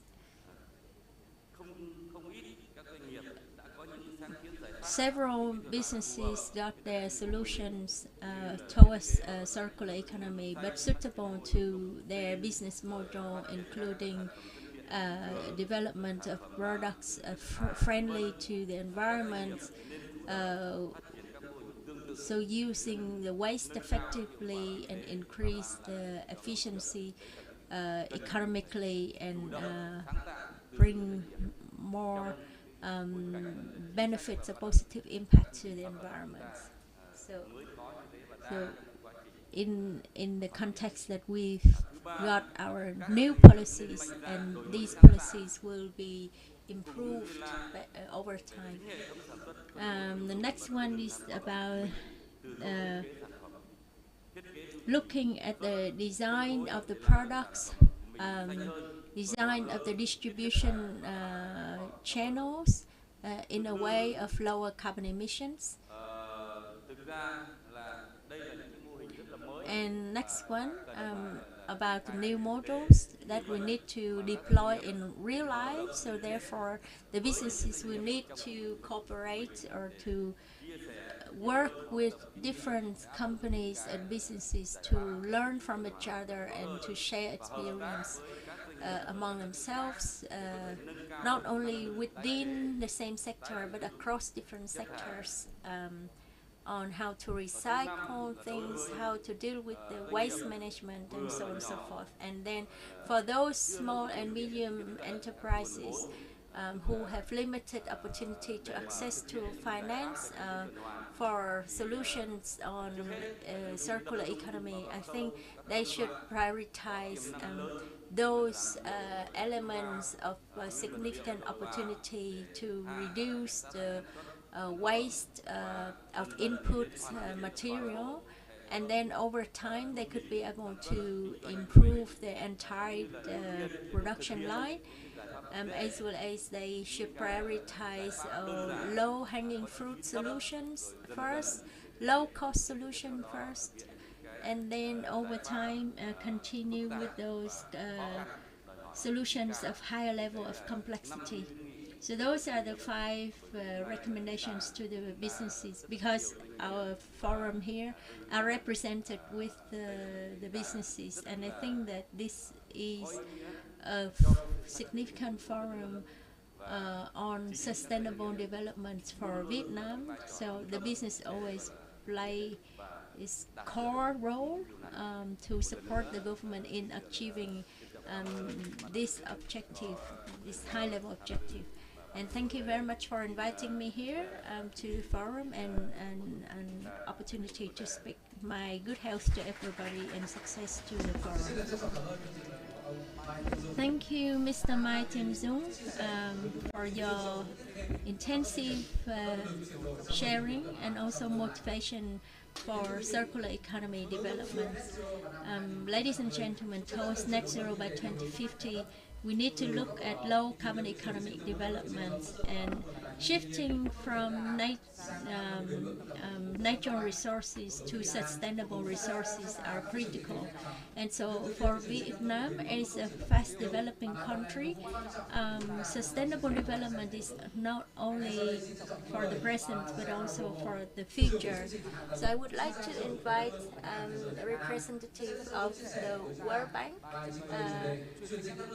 on a presentation on promoting sustainable energy transition for a low carbon economy in Vietnam, Ms. Raisa Romo.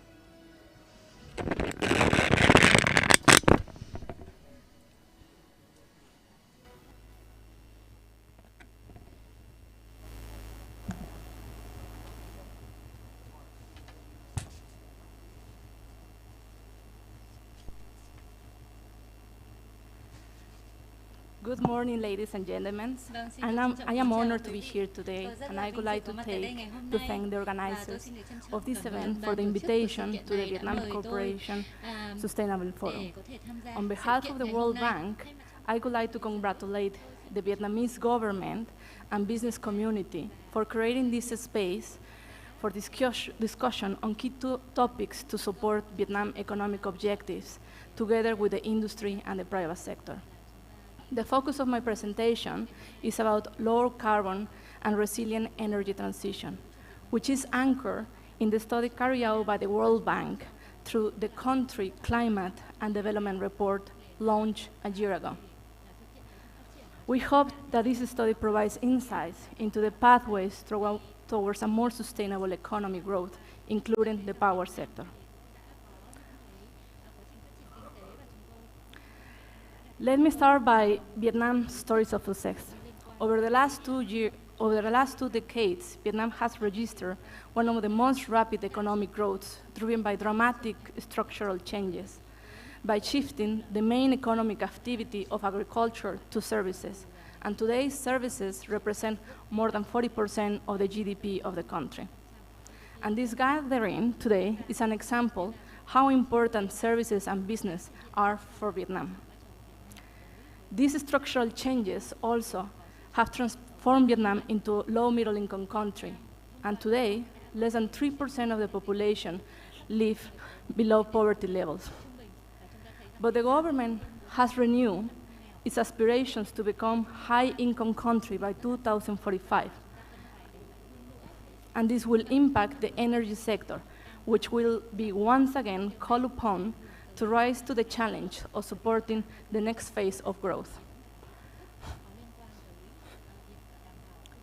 But over the past period, Vietnam has experienced also the impacts of climate change through the more severe rainy seasons, typhoons, higher temperatures, and now exposed to rising sea levels.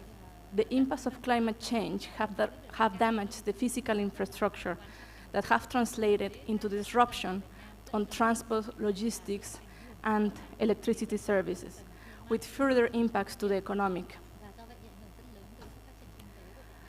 At the same time, to support this rapid economic growth, Vietnam has emerged with the fastest energy demand levels, but also with the fastest emission growth rates.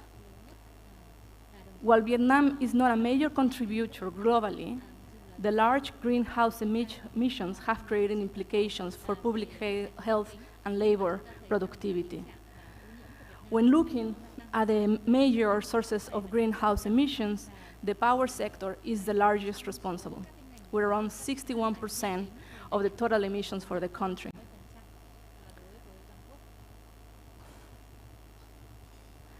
But looking ahead, electricity is expected to grow rapidly, at faster pace when compared with middle-income countries' economies by 2030.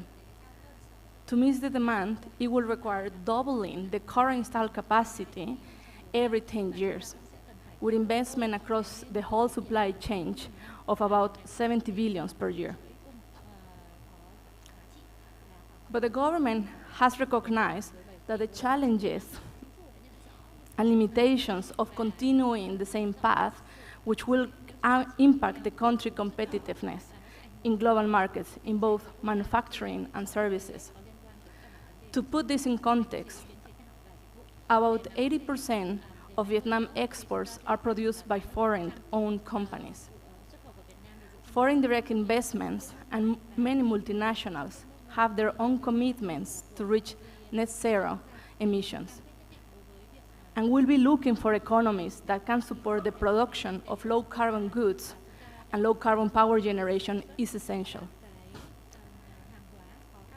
In these circumstances, the government has made bold commitments and has approved several commitments and plans. And the most important for the power sector has been the Power Development Plan number 8, which indicate how the power sector needs to be expanded to reach such commitments. But today, there are already remarkable results. Vietnam has become a global leader in deploying renewable energy, with more than 20 gigawatts of renewable energy. However, Mother Nature reminds us that implementation of such plans should be at faster pace, and such plans and investments should also increase the resilience of the power sector. The last summer is a reminder of that. High temperature levels, together with larger demand for electricity in the north, and at the same time, there was lower water availability for hydropower generation caused by the El Niño. To complicate the situation, higher cost of coal forced an overuse of hydropower generation reserves beyond optimal levels to reduce the overall cost of electricity. On the other hand, there was an energy surplus on the south of the country based on renewable energy, but it was not possible to take advantage of this energy surplus that it was on the south to be transferred to the north, given the transmission, given the lack of transmission capacity to evacuate this power. The overall situation resulted in power outages in the north and a potential financial impact for the utility. Key lessons learned of this situation: investments considered in the Power Development Plan need to take place now. And the expansion of the transmission capacity is now behind compared to the good success of supplying and deploying renewable energy. As many says, there is no transition, there is no energy transition without transmission. The World Bank has carried out a countrywide analysis on the possible pathways and alternatives to better balance the development goals with economic growth. And two highlights are that this growth needs to be resilient, but at the same time, look for decarbonization. Something that has been discussed here by several speakers is how important the human resources are during this transition, and how this is going to be extremely important for business and services. Let me just share some highlights that are relevant for you. The World Bank team carried out a general equilibrium model to identify how the economy might react to changes in policies, technology adoption, and external factors. I would like to highlight that the adoption of low-carbon technologies and policies will impact the labor market. In general, these changes will lead to higher number of jobs, but not in all sectors. The major gains in employment will be in construction, mining, and in some extent in services and commerce. In mining, it is related to non-coal mining as a result of higher demand for minerals that will need to produce cleaner energy resources. The electricity sector will generate more jobs related to renewables that will be compensated by the number of jobs or total lost jobs for coal power generation. The largest drop in employment will be in the transport sector, as the development of public transportation system will replace individual systems, as well as coal mining and coal-fired power plants. In this regard, the government and the industry and businesses need to work jointly to ensure that the new labor needs are met. And from the government side, to ensure that the affected groups are protected by providing safety nets combined with measures to reskilling and enable cross-sector labor mobility.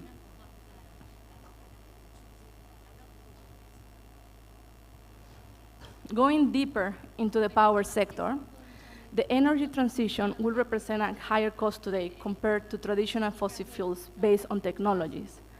But these costs are offset by the medium and long-term benefits, such as reduce in operating and maintenance expenses. But at the end, the question is how to mobilize the large scale of financing that is required. Who pays for that? Based on the World Bank analysis, this level of financing will imply an increase of 15% of the cost of electricity. The easier way to deal with this will be pass such costs to the consumer, but that will impact the poorer and also the economic competitiveness of the country. However, there are combinations of possibilities to raise such resources while reducing such impact through passing some of the costs to the customers, taxes, carbon funds that has been discussed previously, external concessional financing and resources, and long-term financing.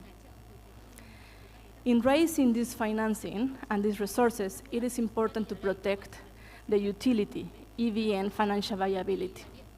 EVN, it is the primary off-taker of the power sector, and maintaining the financial sustainability of the company is at the heart of energy security. Another key element it is that the government has committed to dramatically reduce coal power generation by increasing rapidly renewables.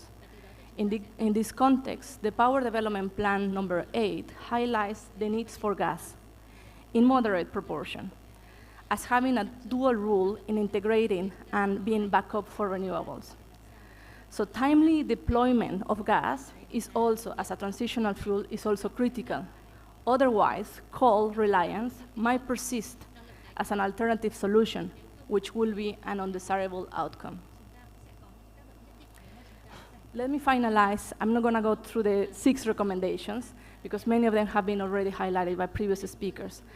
But let me highlight 3 of them in which, first, the World Bank and other development partners could contribute. There is a lack of clarity how EVN, the electricity utility, and the subsidiaries can access to long-term finances, which is very much required. EVN and the government has done an incredible job in optimizing the existing financing available, but the needs are huge. In this regard, the financing from Official Development Assistance, ODA, can offer concessional and long-term financing. But there is a need for clarification in the decree number 114 about the responsibilities, how to approve and on-lend these resources. The second point that I would like to highlight is also, it is equally important to do investments on the transmission side. And the third, it is, Vietnam has done a remarkable process on attracting private sector for power generation with renewables. But it's important that these renewables are a lower cost. For that, we would like to convey a message that it is extremely important to have competitive energy auction programs that will lower the cost of generation.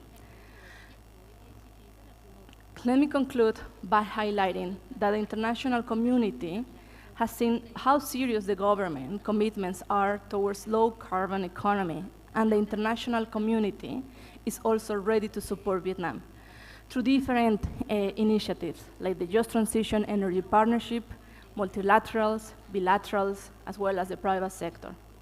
From the World Bank perspective, we are pleased to continue to work with the government and all stakeholders to support the government objectives. Let me stop here, and thank you for your attention. Thank you. Thank you very much. Ms. Zaya Romo.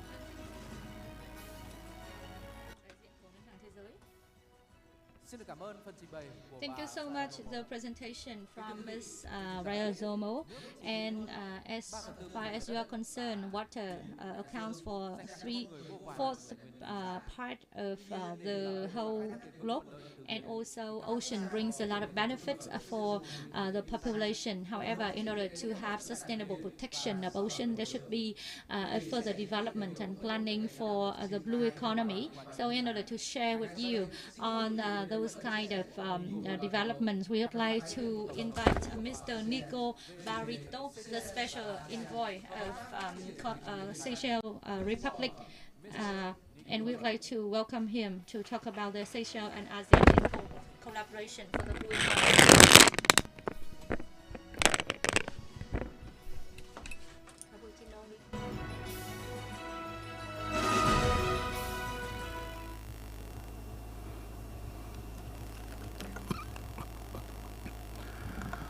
Very good afternoon, Chairman of VCCI, Vice Chairman of VCCI, Excellencies, colleague ambassadors, distinguished guests, ladies and gentlemen, all protocol observed. Firstly, on behalf of the government of Seychelles, we would like to thank you so much for VCCI to always include our small country to be part of the VBCSD and the VCSF. Well, of course, Seychelles, despite that we are 2 oceans apart, we are very good friends of Vietnam. We are very good friends of ASEAN at large. Today, I'm so glad that Vietnam is very focused on nature. The title here says, nature is positive. But one thing, my friend, Mr. Win, that we had not to forget, that nature is not only about green. 70% of the world consists of water. That is the part of the biggest nature that we have to conserve for the world. And when we talk about carbon, we talk about conservation, we talk about carbon credit. Ocean can absorb 5 times carbon more than the land. So what I'm trying to share with you today is actually how we can share the practices that small islands like Seychelles have been doing. We don't have as much as natural resources like Vietnam, but we share the same islands, we share the same oceans. To friends who have not been to Seychelles and didn't know where Seychelles is, that's where Seychelles. We are about 6,500 kilometers away from Vietnam. About, if there is a direct plane, it's only 7 hours. And we have a very big ocean area. Our ocean area is 1.4 million square kilometers. It's quite big. And then we have 4 groups of islands. And we don't have so much industry there. Our industry, a service industry, tourism industry, fishery industry, and last but not last, international business. This incorporates to support our economy very successful. Even we have 115 islands, we only develop one part of the islands. So we didn't explore everything because we reserve the islands, we reserve the ocean for the next generation. We conserve the nature. This economy of Seychelles have generated a high income per capita. Our income per capita today is $30,000, which is one of the highest GDP per capita in Africa, basically, okay? So connectivity to Seychelles is good. I mean, 17 flights daily. But then Seychelles have to think, next please. Yeah. But then Seychelles have to think, like we are not only waiting for these 3 economies to survive. We have to create more generating economy. We have to create new economy. When we embark into become an up-end country, we cannot talk about loan. We cannot go to World Bank and say, can you borrow money for me, right? We have to generate our own economy. Under that course of actions, we take one part of the elements of nature which is important in the world, which is ocean. Because we conserve such a big part of the ocean, we don't do anything with that ocean. We are saving the ocean of the world, and we call for the world to think on how together we can monetize the value of nature to become revenue. And by doing that, with our strategic innovative finance plan, we move forward. Next. And I'm happy to say, in 2018, we have successfully launched our first blue bonds. And this is not my words. This is the words of World Bank, okay? We are supported by World Bank. We are supported by GEF when we launched these first blue bonds during our ocean conference in Bali. And we launched 150 million bonds, and we have subscriptions from international investor, foundation, philanthropists. So the disbursement of this fund is used for capital markets, for conservation, capacity building, training, and moreover, apply for responsible fishery and coastal societies economy. You see, Vietnam have so many islands. You have long coasts. You have big oceans. And this is what I thought that we can reciprocate and work together. Next. While we are in Indonesia, we also now embark to other oceans in Indonesia because our leverage in Seychelles is small. We are a small country. We don't have enough leverage in the bank to fly a lot of big bonds. So we tap up into a pilot project in Indonesia, which is similar to our size, East Kalimantan province, which is ocean similar to the size of Seychelles. And down there are many MPAs. And I'll explain more about this later on. But I mean, through this MPA, now we are working on conservation and also fundraising. Next. Indonesia is one of the biggest countries in ASEAN, also the chair of ASEAN today. So I thought the Asian regions also need a prospective blue economy growth funds. I mean, if you look at ASEAN at large, islands nations, archipelagic nations in ASEAN, namely is Vietnam, Indonesia, and Philippines. So what we have been doing now is we try to propose a scheme of collaboration with ASEAN and focusing on countries, our initial stage with Indonesia and then also with Vietnam. Next. Next, please. And this approach has been proceed. After we launched our blue bonds in 2019, I have the opportunity to be facilitated by VCCI, VBCSD. We go and have courtesy to, at that time, Deputy Prime Minister. He is still the Minister of Monre at that time. And it's quite a good collaborations. After one meeting, in less than 2 months, we already enter into a letter of intent and collaboration with Vietnam Administration of Seas and Islands. The main idea on this letter of intent is actually to share experience, capacity building, training, because this is a new modalities of finance, a new modalities of nature, substitutions to become funding resources for the economic development of the country.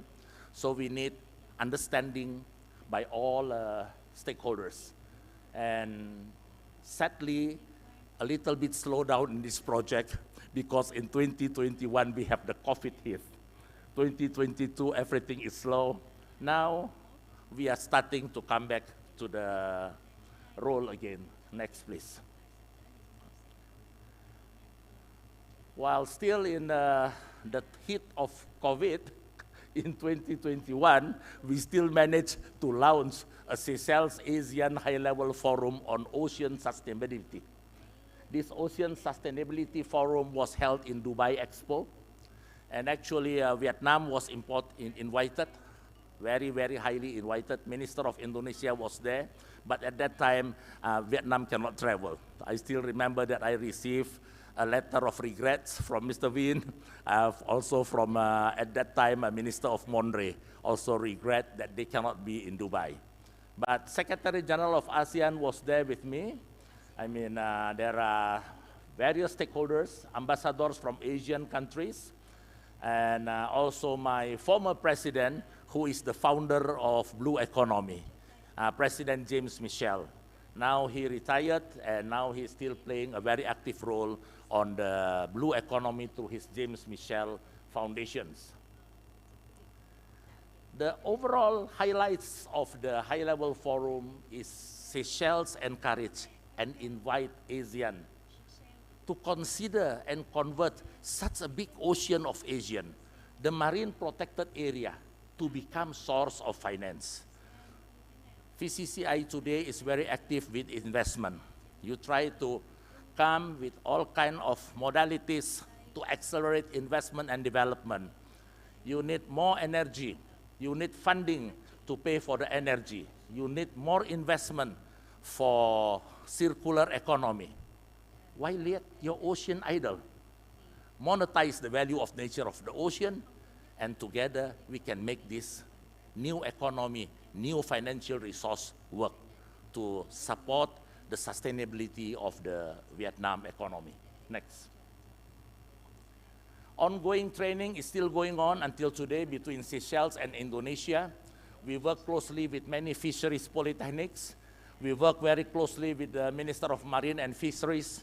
This is an ongoing series of agenda to socialize, not only at the government level, not only at the parliament level, but we touch the heart of the young people.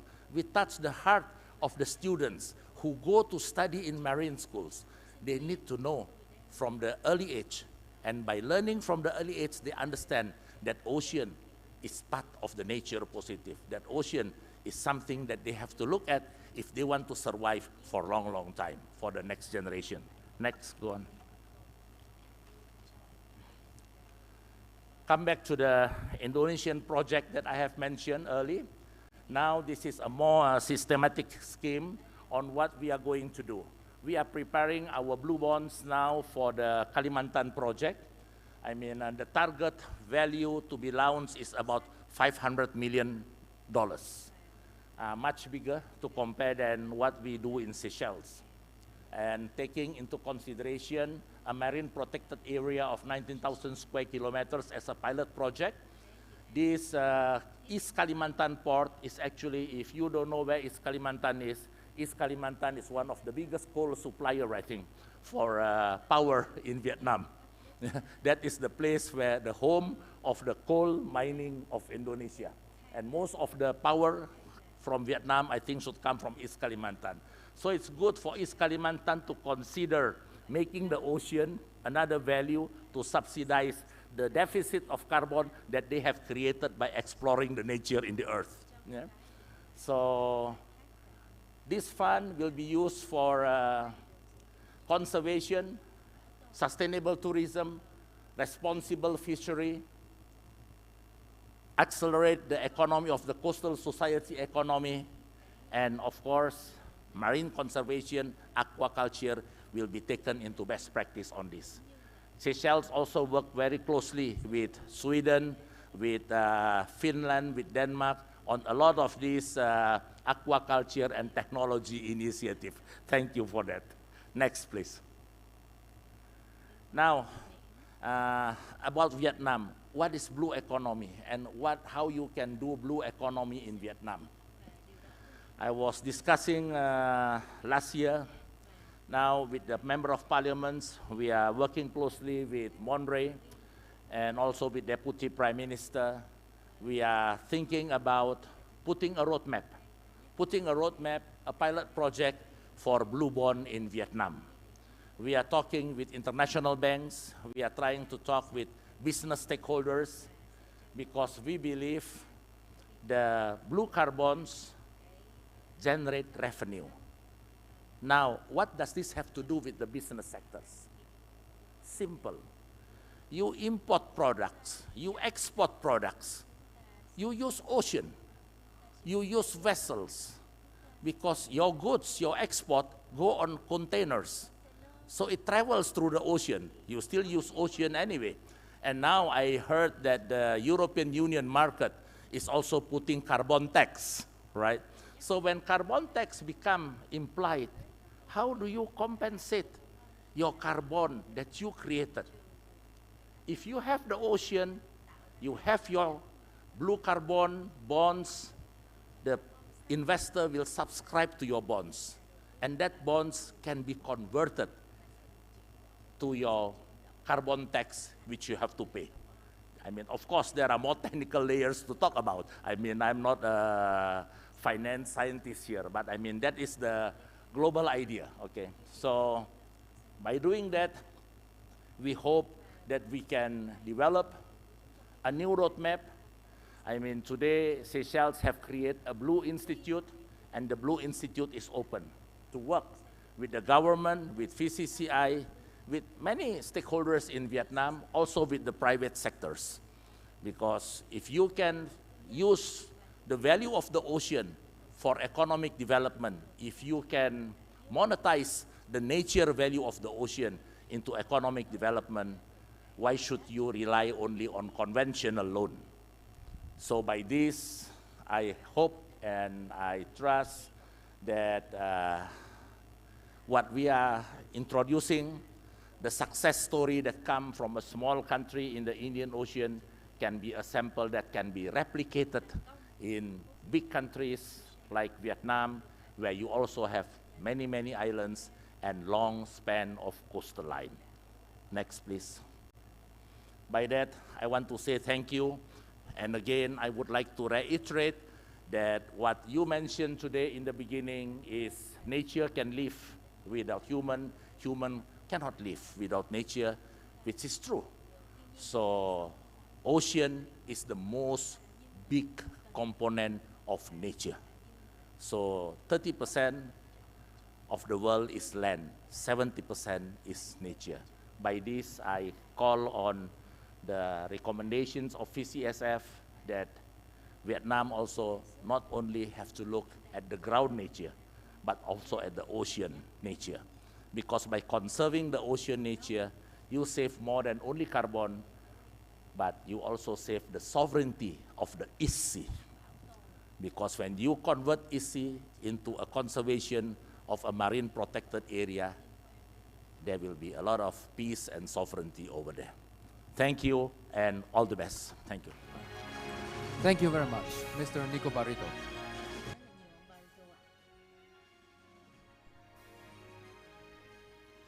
Kính thưa toàn thể quý vị, trong bối cảnh thế giới ngày càng phát triển nhanh chóng, khả năng thích nghi và sáng tạo trở thành yếu tố quan trọng để đảm bảo sự phát triển bền vững của doanh nghiệp. Chuyển đổi kép là sự kết hợp giữa chuyển đổi số và chuyển đổi xanh, là một xu thế mà cộng đồng doanh nghiệp Việt Nam cần lưu tâm và thúc đẩy.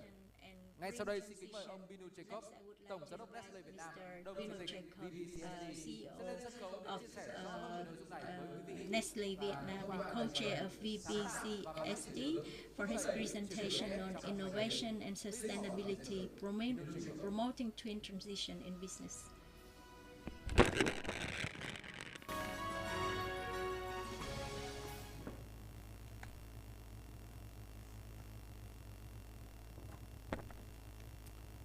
Xin chào and good afternoon.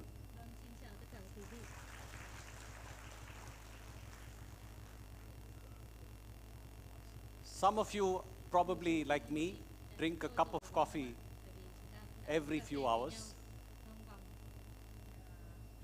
But have you ever wondered if you drink a cup of Nescafe, what does it have to do with climate change? Or some of you probably travel a lot like me and sometimes use Airbnb. Have you ever wondered what Airbnb has to do with peace and justice in the world?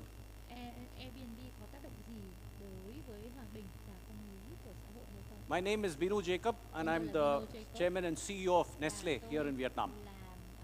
And for the next 15 minutes or so, I will try and share with you what sustainable development goals have to do with innovation and in particular with success of businesses.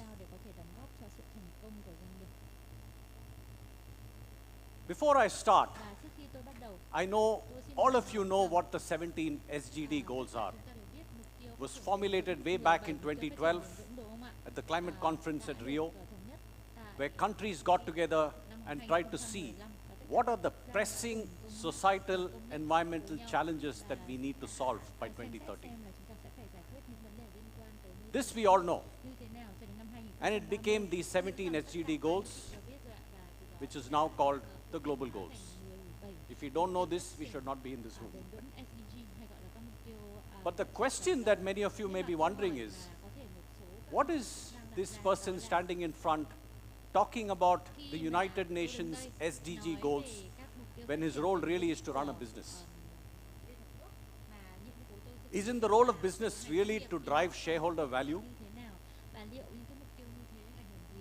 So this was the concept that was prevalent for a very long period of time. Milton Friedman back in the 70s, when he said the sole responsibility of a business is to drive profit for its shareholders. And he went on to say that businesses have no responsibility to the society. But since then, in the last 20 years or so, many economists, many management gurus have bunked this theory, including professors from Harvard Business School like Michael Porter, who went on to demonstrate that businesses that do well in the long run actually do a very good job of addressing societal problems. So the concept from total shareholder return moved to total societal impact, or what at Nestle we call creating shared value. Now this philosophy of creating shared value has been embedded in the DNA of our company since formation in 1866. The first product that came out from Nestle was a product called Farina Lactea, which was made problem of infant mortality in Switzerland. Babies in Switzerland 157 years ago were dying, 40% infant mortality in those days. He created this product so babies could survive. It was all about solving a societal problem.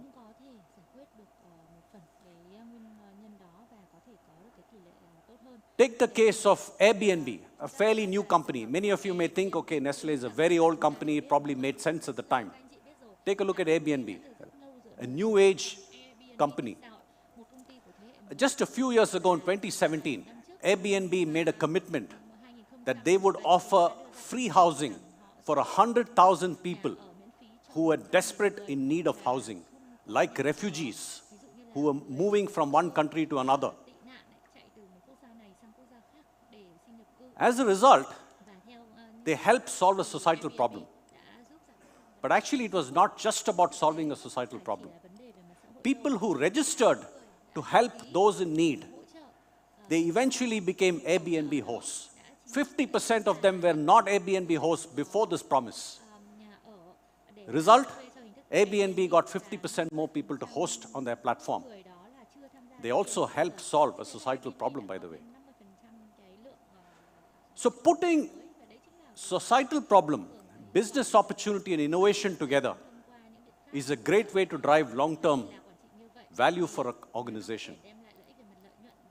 So here in Nestle, Vietnam, what we did was we looked at the 17 SGD goals and we said, which of those sustainability areas can we really make a difference?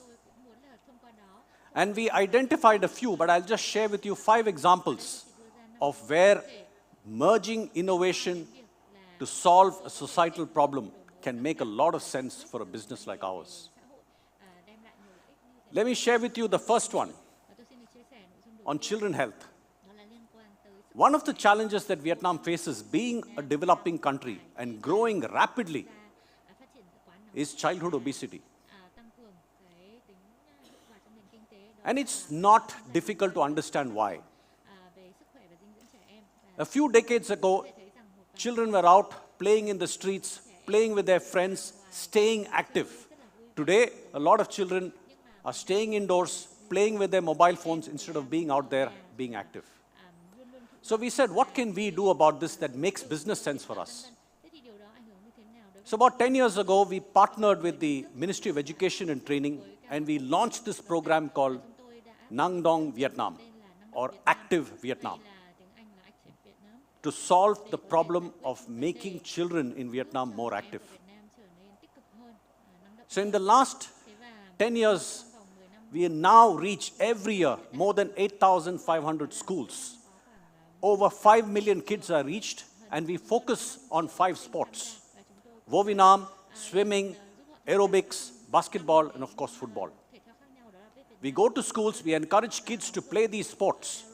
We sponsor sports activities inside schools. And as a result, hopefully kids are getting more and more active today. But at the same time, this also helps us. We are not in the charity business. We have a brand called Milo, which is all about energy and all about sports for children. And we've also innovated in this space. During COVID, when kids could not really play out there, we created an online platform where they could actually run indoors inside their space, and it could be counted as steps. And we ran competitions to encourage children to keep going, even though there was COVID. Stay active, don't stay still. That was the campaign we launched at the time. Take another example of agriculture. We all know that almost a third of the greenhouse gas emission in Vietnam comes from agriculture.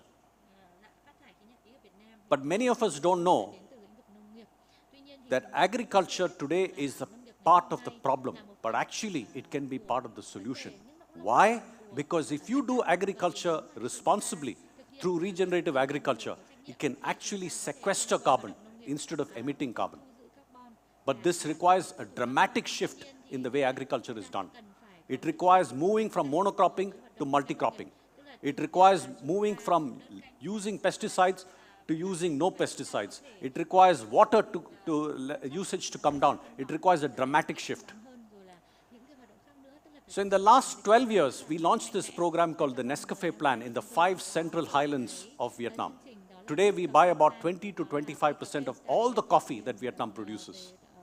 And we have a team of agronomists who work with the farmers to help them make the shift from monocropping to multicropping. If you go to our coffee farms in the Central Highlands, actually you will not think it's a coffee farm because they grow avocados, they grow acacia trees, they have pepper inside, multicropping. It's the best way to absorb carbon. We have done 300,000 trainings in the last 12 years. 63 million plantlets at subsidized rates have been distributed to coffee farmers all over Vietnam. As a result, pesticide usage down, water usage down, 40 to 100% increase in the incomes of farmers. Why is this good for business? Because if we get better quality coffee, better quantity of coffee, it helps us to export more. Again, a win-win.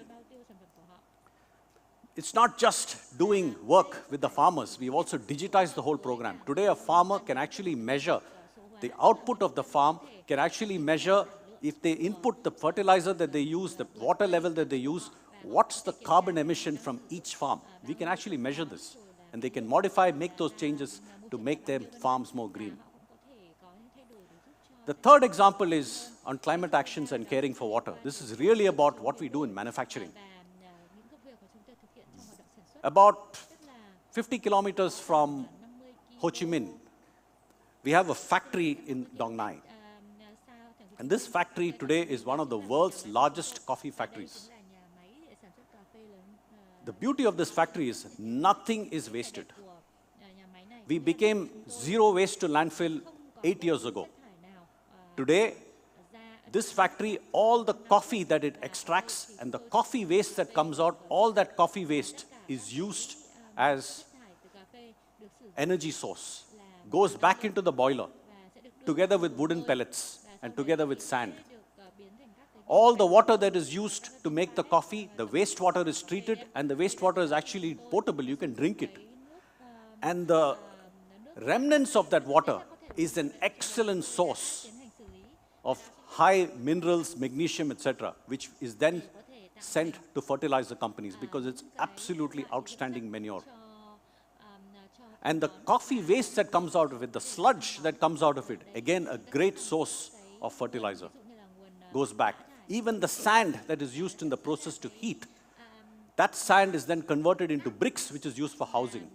Nothing in this factory is wasted. Almost 75% of the energy requirement of the boiler comes from just this coffee waste. The fourth example is on gender equality. We all know that Vietnam has very, very good track record on being a country where women are strong.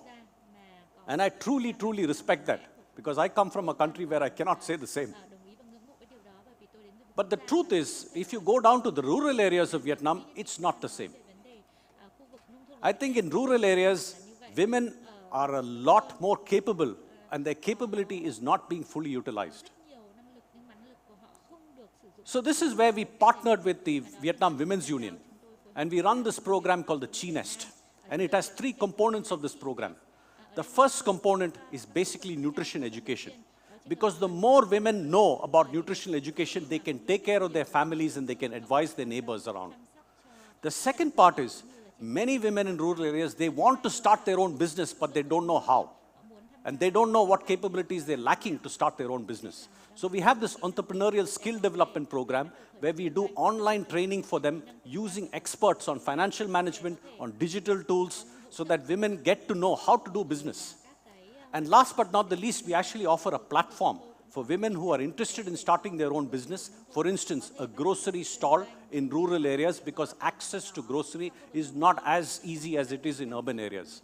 So in the last few years, we have created 3,000 entrepreneurs in 20 provinces of Vietnam where they sell grocery products. And of course, this also helps us because many of them sell Nestle products in these rural areas.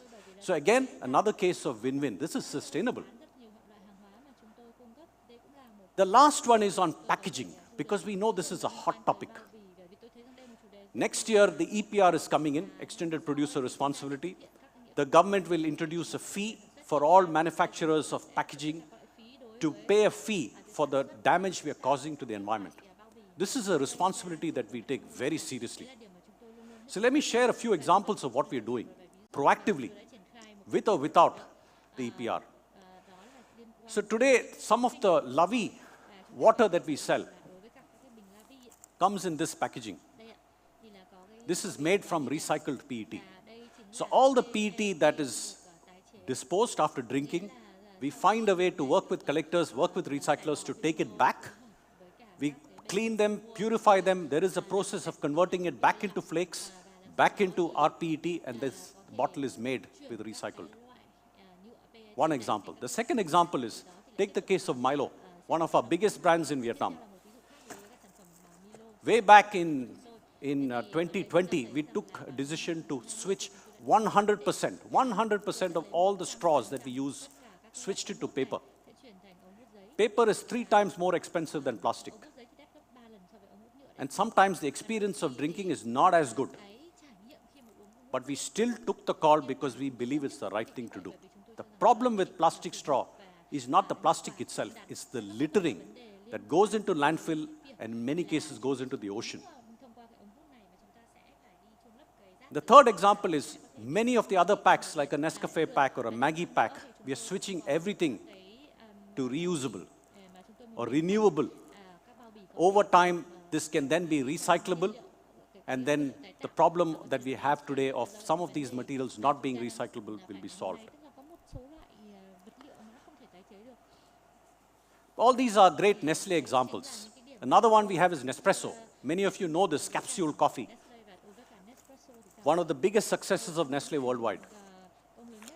You want a great cup of coffee from any part of the world, all you need to do is take this capsule, put it into a machine, and you get the best quality coffee that you can imagine. But there's one problem. The problem is, what do you do with the leftover capsule? It has coffee grounds inside, and it's made of aluminum. So in the last few years, today we have reached 80% collection of this directly. We work together with the boutiques that we sell them through, and also we have a direct collection program where we go to people's homes and collect it back. And what do we do with this? The coffee ground goes in as fertilizers, and the aluminum, interestingly, is converted into products of use. We make bicycles out of this aluminum. We make pens out of this, and many of these are even sold in the Nescafe boutiques. So it's a complete circular economy, starting from the coffee to the packaging, and we bring it back and reuse it for some other purpose. I spoke a lot about Nestle, but the reality is that we are not the only company that's doing great work in this area. I want to share another example that many of you may be familiar with. Many of you go to a supermarket today to buy fruits and vegetables. When you buy fruits or vegetables, chances are many of them come in shrink sleeve like this. Now, why do they do this? The main reason is to extend the shelf life of a fruit or vegetable. Because if you protect the fruit or vegetable with a shrink sleeve, it keeps the moisture in and the oxygen out. And we know those are the two reasons why food spoils. But have you ever wondered what happens to so much of the shrink sleeve in every piece of vegetable or fruit that you buy? There is a very high chance that this goes into your waste, and this waste ends up in landfill. Or sometimes even worse, gets into the ocean. So this company called Appeal, they looked at this real problem and they said, what can you do about it to completely eliminate this and solve the problem of food spoilage?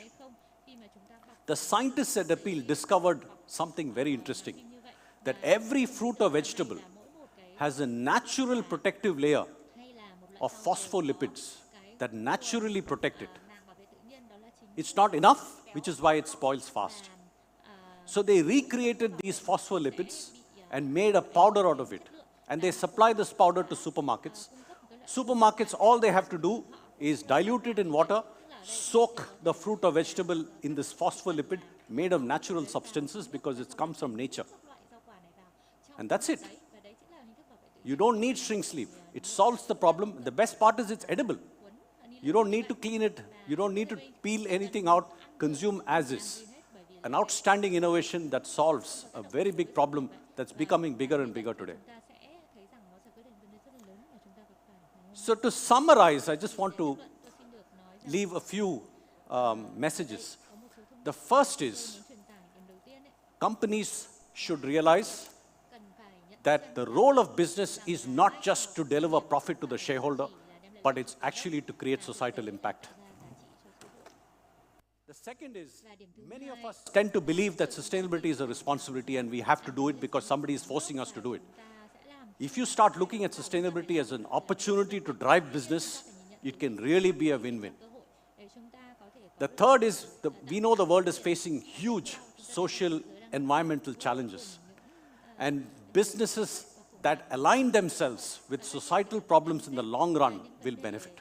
And the examples I shared with you hopefully encourage you to start believing that's true. But there is one big challenge, and that big challenge is implementation of this has to start from the top.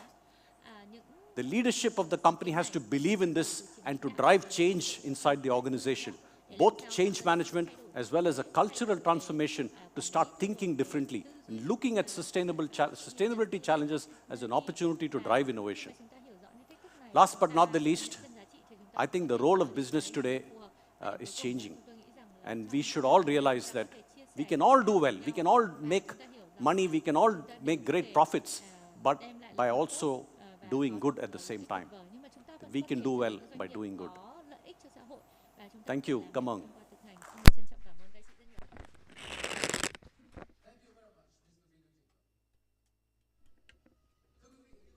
Ladies and gentlemen, we have gone through the final presentation before moving toward to the panel discussion on the Vietnam Corporate Sustainability Forum 2023.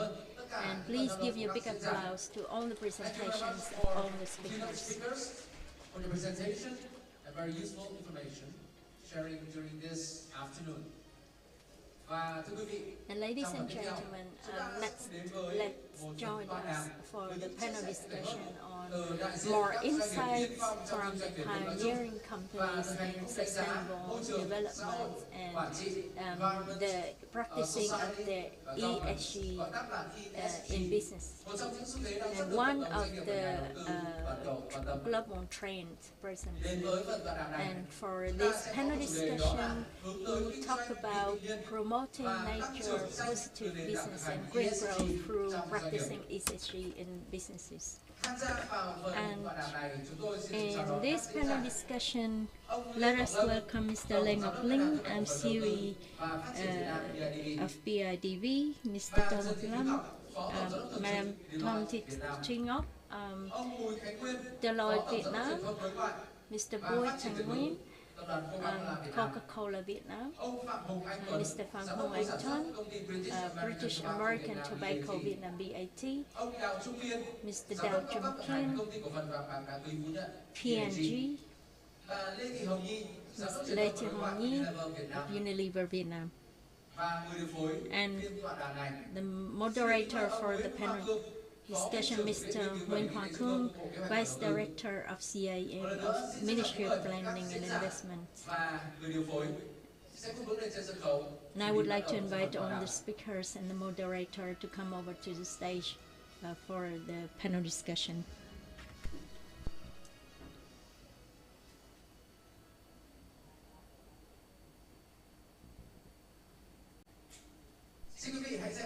So please give them a big applause.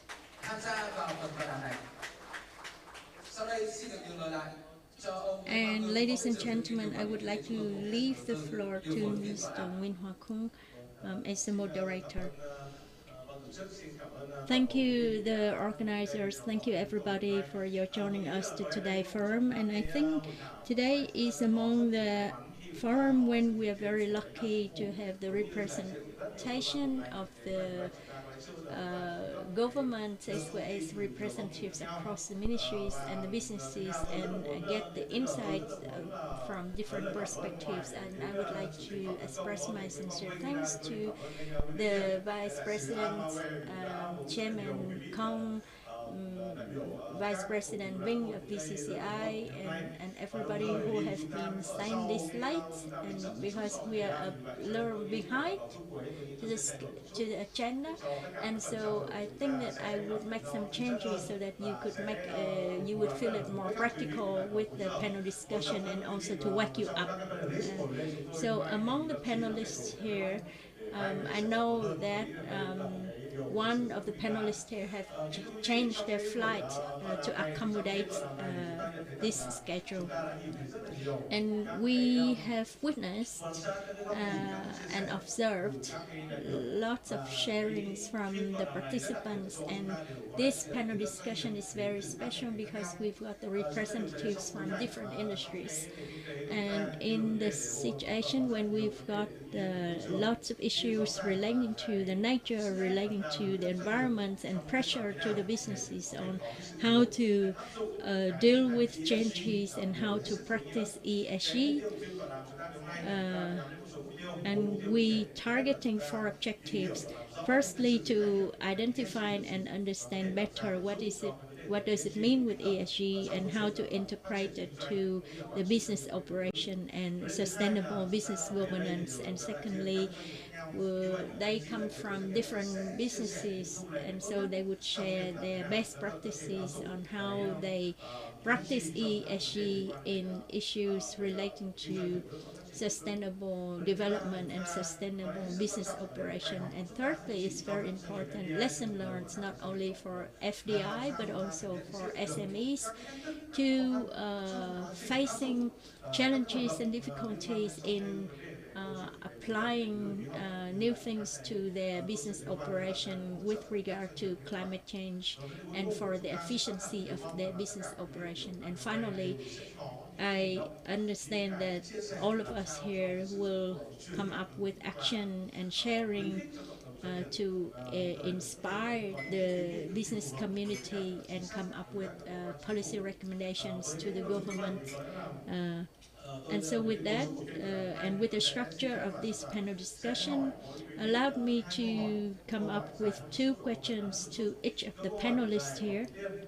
And for the first question, it would be relating to your own experience at your business.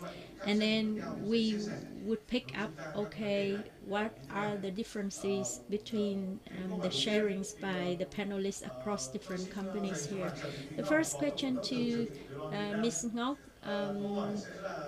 Deputy Director, Permanent Deputy Director of Deloitte Vietnam, as the lead among the Big Four. So practicing ESG in the business community, could you please let us know what does it mean with ESG in the business and how to integrate it to sustainable business development? And I would like to ask you that what make you most happiest with the ESG? Thank you, the moderator, ladies and gentlemen. Deloitte is a consulting firm and leading audit firm with its headquarters in New York. And in Vietnam, we've got lots of advantages when we're practicing ESG strategy in Vietnam. And globally, we've got one class, and with the impact to 300 million of population globally. And so our approach is that we sit in the drafting team of IFRS Foundation, DDCFD. So these terms, you might have heard about them here and there, but in general, they are frameworks on sustainable development. And practicing ESG strategy and practicing business strategy, what does it mean? And for a business, business strategy is a vital strategy of a company. For example, we've got 178 years existence. So we've been here 178 years sitting with our colleagues here in Coca-Cola and so on and so forth. They've been here like 166 years, or in general more than 100 years. So the utmost mission of a company is bringing to the society a product or a service or a certain value to the society, and the owner or a worker or the supply chain, they expect the long life sustainability of a company. And the question is that whether or not sustainable development should be established separately. No, not at all. It should be attributive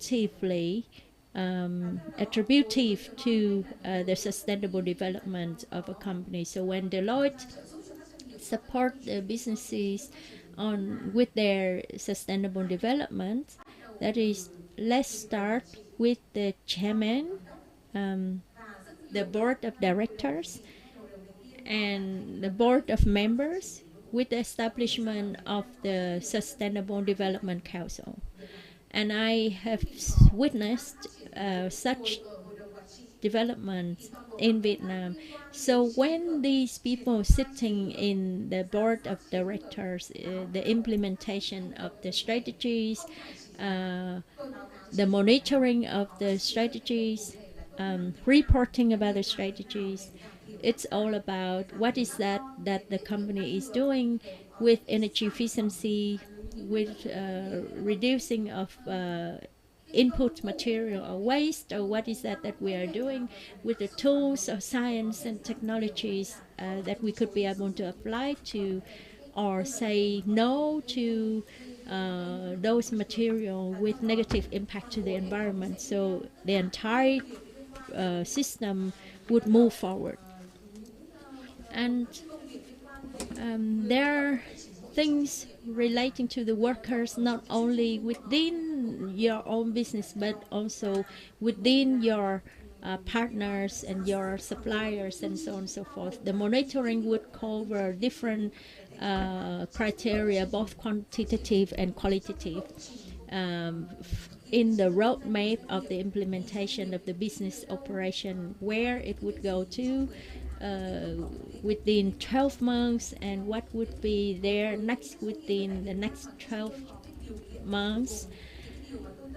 So the thing that makes me most happiest is the chairman or the director of the board of directors to put it high with the leadership or the mission of the leadership make it spread over to the community. Yeah, Deloitte in Vietnam play an important role in your Deloitte Global, and you've got lots of interactions and approaches globally as well as in Vietnam within your role of a consulting company. Thank you very much, Ms. Ngọc. And the next question is for Mr. Dao Chung Kien, operating manager of P&J. And I understand that P&J is a company in several years in the top 10 company of CSI, hosted by VCCI since 2016, and it's among the 5 companies with culture diversity and inclusive. In 2021-2022, could you please share us with the 3 pillars under ESG, how that have been practicing in your company, and what is that special with PSG when you're dealing with juries in applying these standards or criteria? Allowed me on behalf of P&G to have my congratulations to the 10 years of the Vietnam Corporate Sustainability Forum, that we move things from awareness raising to action.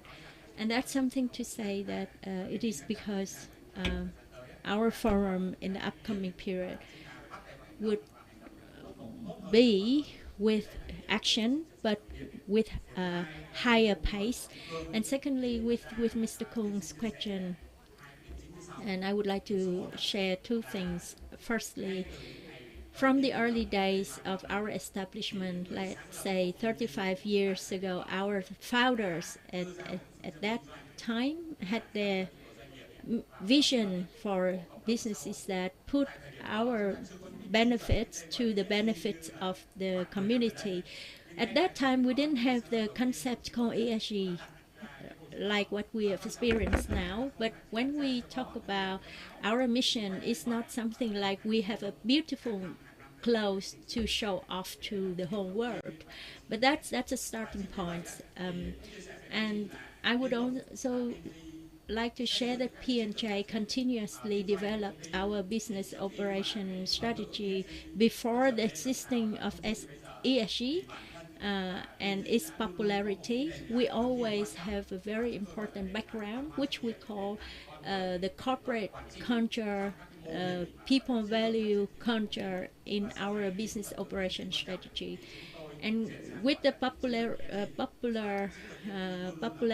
of ESG, we think ESG is like Deloitte talk about the pillars, but we call ESG is our foundation for B&G's business development.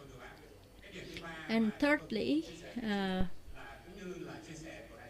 like our colleague from Deloitte mentioned, in some cases when we deploy things relating to ESG, but in the missing of those units focusing to these ESG related elements, then we come up with something big, but it turned out with something that small in deliveries. And so we have ESG committee established under and directly under the board of directors, and we linked the ESG to our business operation strategy, and we've got 12 pillars under E, S, and G in our implementation. For example, for the E, we are among the listed company and among the Vietnamese companies to invite the third party to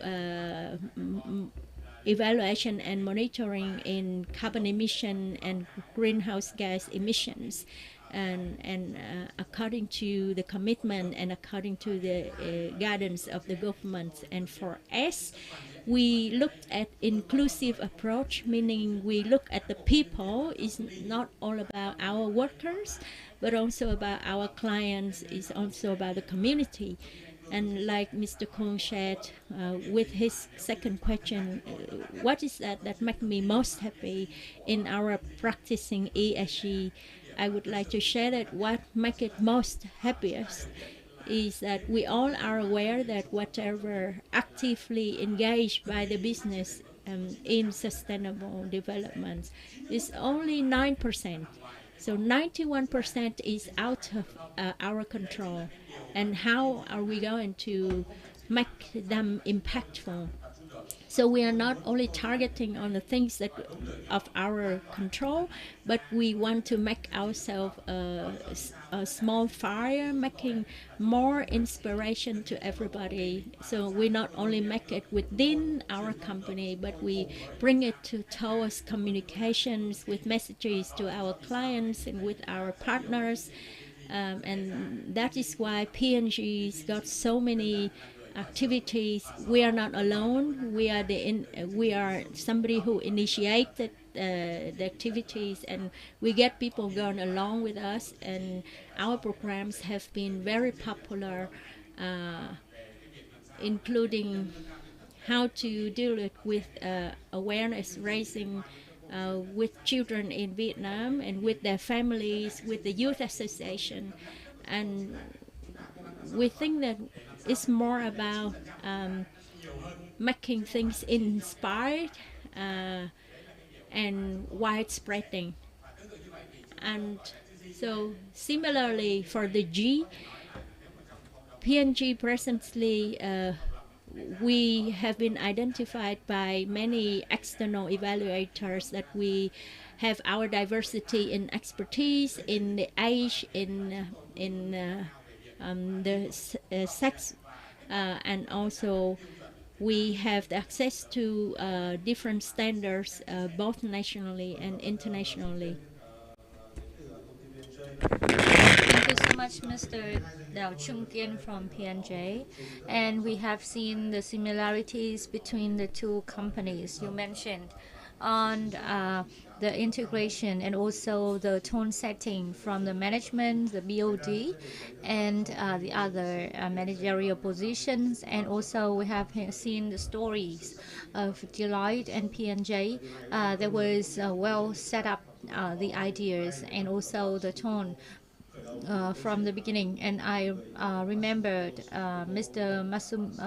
Masatomo Sumitomo of the Sumitomo Corporation of Japan. He mentioned the utmost importance of the public at large and of the community, and it does demonstrate the importance of the public interest. And now I would like to ask the question for Unilever Vietnam, Mr. Lê Thị Hồng Nhi. We understand that you had a lot of partners with Vietnamese companies, and I remember that you have around 150 partners with more than 100,000 shops and also small groceries one.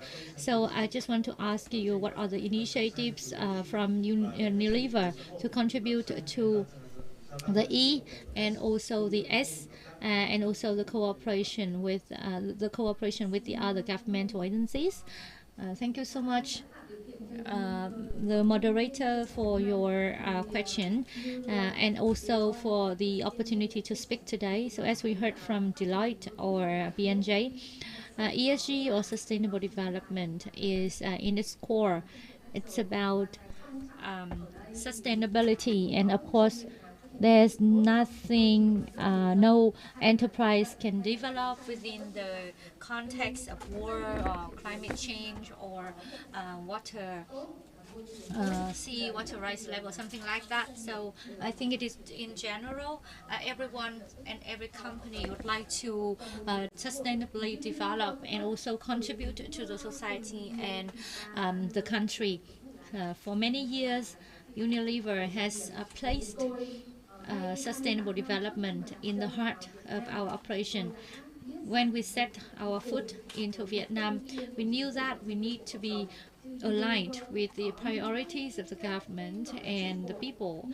We had some key pillars for development, but whether these pillars are aligned with Vietnamese requirements and priorities, as well as with the Vietnamese people, we set such questions, and we also aimed at a lot of things that we would like to address, but they had to be relevant and aligned with Vietnamese priorities and also the country's priorities. So it has been well demonstrated into our practice, because we would like to pay attention on the public health and also sanitation and hygiene. We cooperated with the Vietnamese governmental agencies and also the Women's Union to deliver different types of solutions to improve the health of the Vietnamese people. And in parallel with that, as we see the plastic waste is an alarming issue, and we cooperated for the kind of plastic waste alliance. We signed the MOU with Monterey and the other partners, for example, SCG Down. And after that, we had around 28 members in that kind of cooperation and partnership. We brought our partners from SME or recycling companies and NGO and Women's Union. They are all incorporated into this partnership. And I would like to share with you one initiative that can address both E and S. For instance, our partnership for CE in the north part of Vietnam, we cooperate with VietCycle to collect and recycle plastic waste into the PP resin. So we recycled 20,000 tons of PP resin in the 2 years.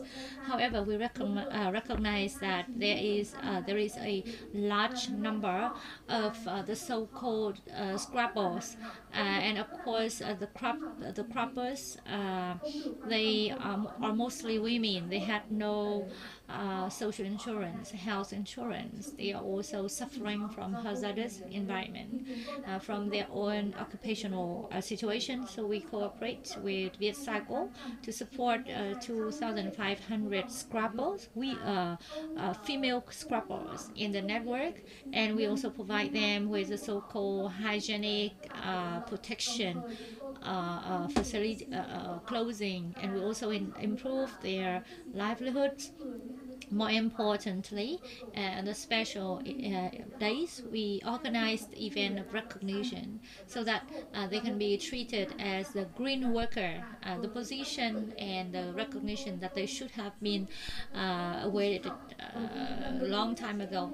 And it was so touched because these events are the opportunities whereas they can share with all of us their hard working condition and also their contribution to the CE, the circular economy. So I think with that initiative, then my sense is that Unilever can address both E and S in the ESG pillars. Thank you. Thank you so much, Unilever, for your example. So I have sensed that for the large corporate, they would not only play the leading role in production or economic development, but also the championship in the new environment issues in ESG. And you have used a new term on the so-called green worker. Of course, your support to 2,500 workers are not quite big, given the thousands of the scrappers, but I think it is wonderful. And I would like to give the next question to Mr. Bùi Khánh Nguyên, Vice President of Public Affairs, Communication and Sustainability of Coca-Cola Vietnam. We see that Coca-Cola has been giving the broad coverage in Vietnam as well as in the world. So in terms of E, can you share with us your typical efforts in protecting and recycling the natural resources? Thank you so much, Mr. Cuong. And I would like to thank you to stay here with us for such a late afternoon. Because we are now connected in a common topic of sustainability. And I would like to thank and congratulate to the organizer for your beautiful design, image, and also everything relating to the VCSF today is so inspiring.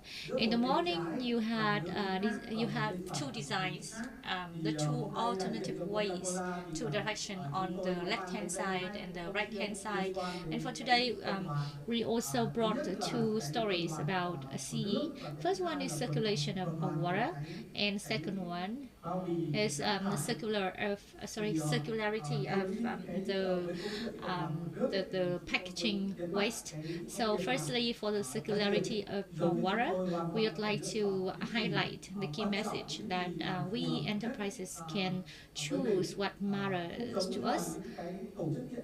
Like other organizations, we have different pillars on sustainable development, for example, economic empowerment to women or climate change mitigation. But as a company on the beverage sector, we paid attention to so-called how to offset and return water sources to the community. And our objective is that for 1 liter of water we use for our production, we'll have some kind of compensation or offset via our way of preserving the water resources. And one of the important things that we are doing is with WWF to ensure the water resources in the Tianjin National Forest Park. So every year we use around 1.5 billion liters of water, and our water compensation or return is 2 times, meaning 3.5 billion liter of water via our activities of protecting the water resources in the area.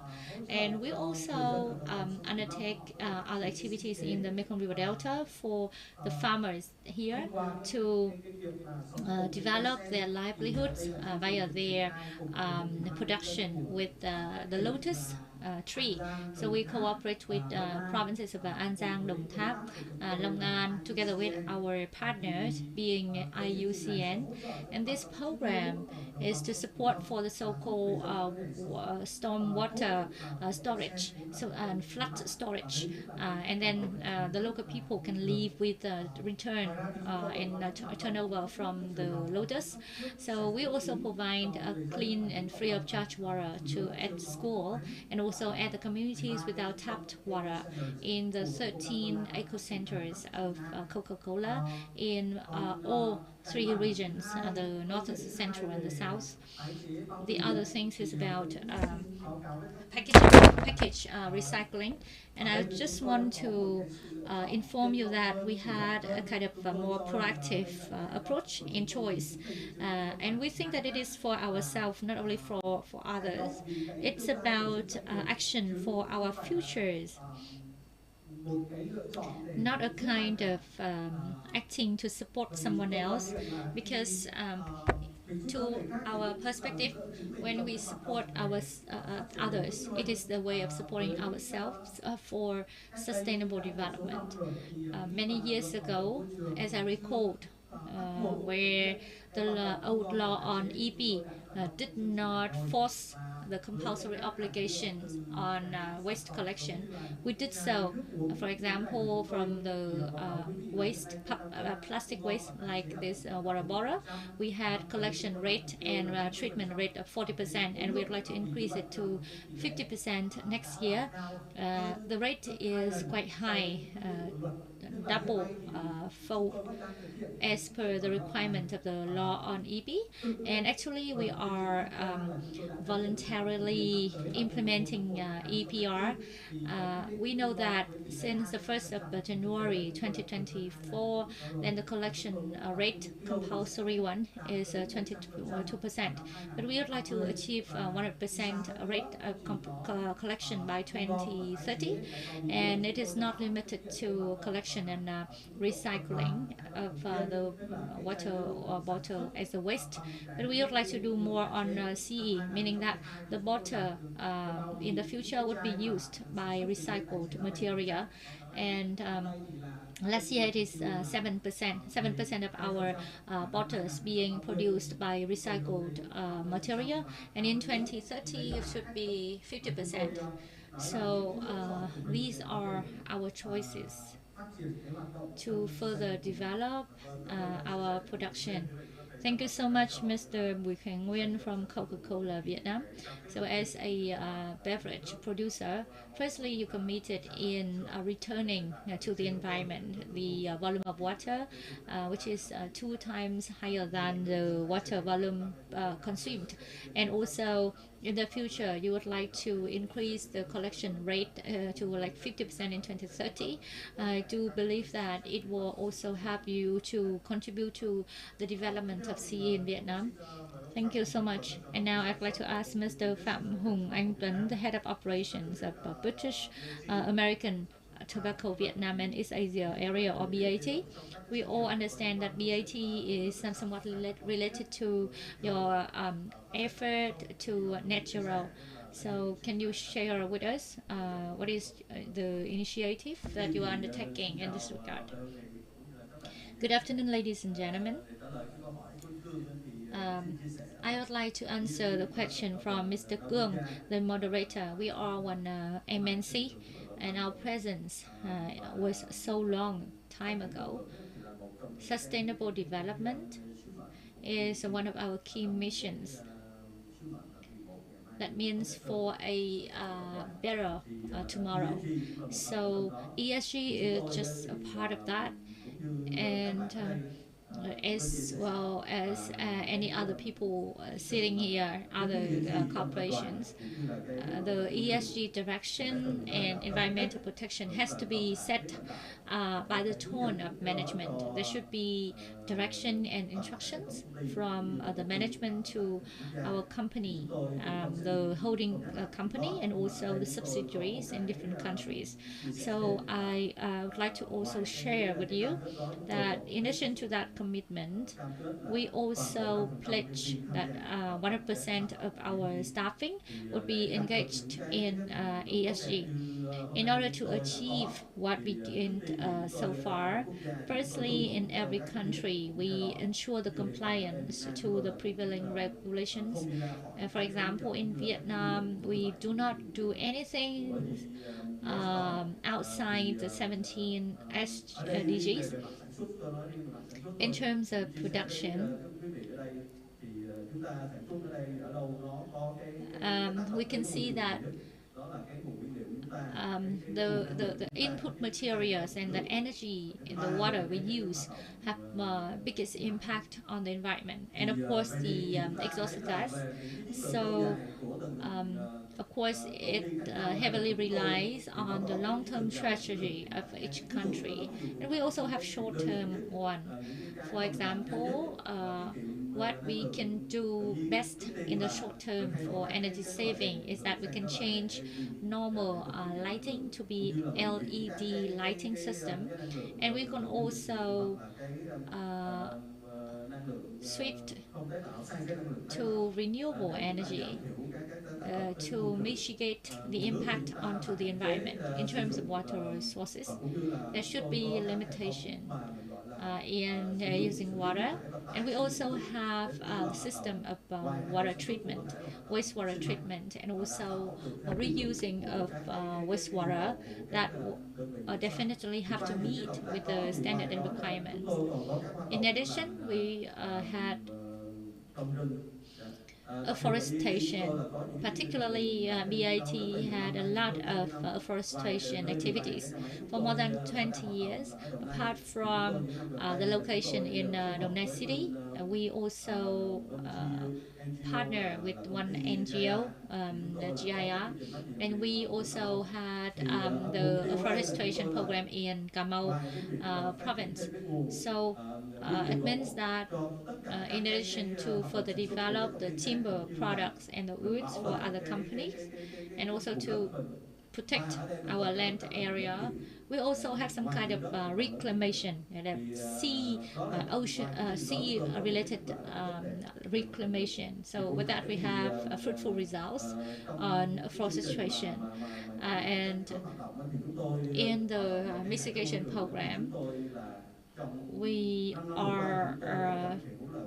have mitigated 21,000 tons of CO2 emitted to the environment in the 5 years period, and we have zero landfill, and more than 99% of our waste are reused. Of course, we could not achieve 100% of reusing, and we also were certified by independent accreditation agencies on environmental protection and also wastewater treatment. These are some of the things that we have undertaken in collaboration with other companies and the communities to reduce emissions and also to protect for the future. Thank you so much, Mr. Tuấn from BAT.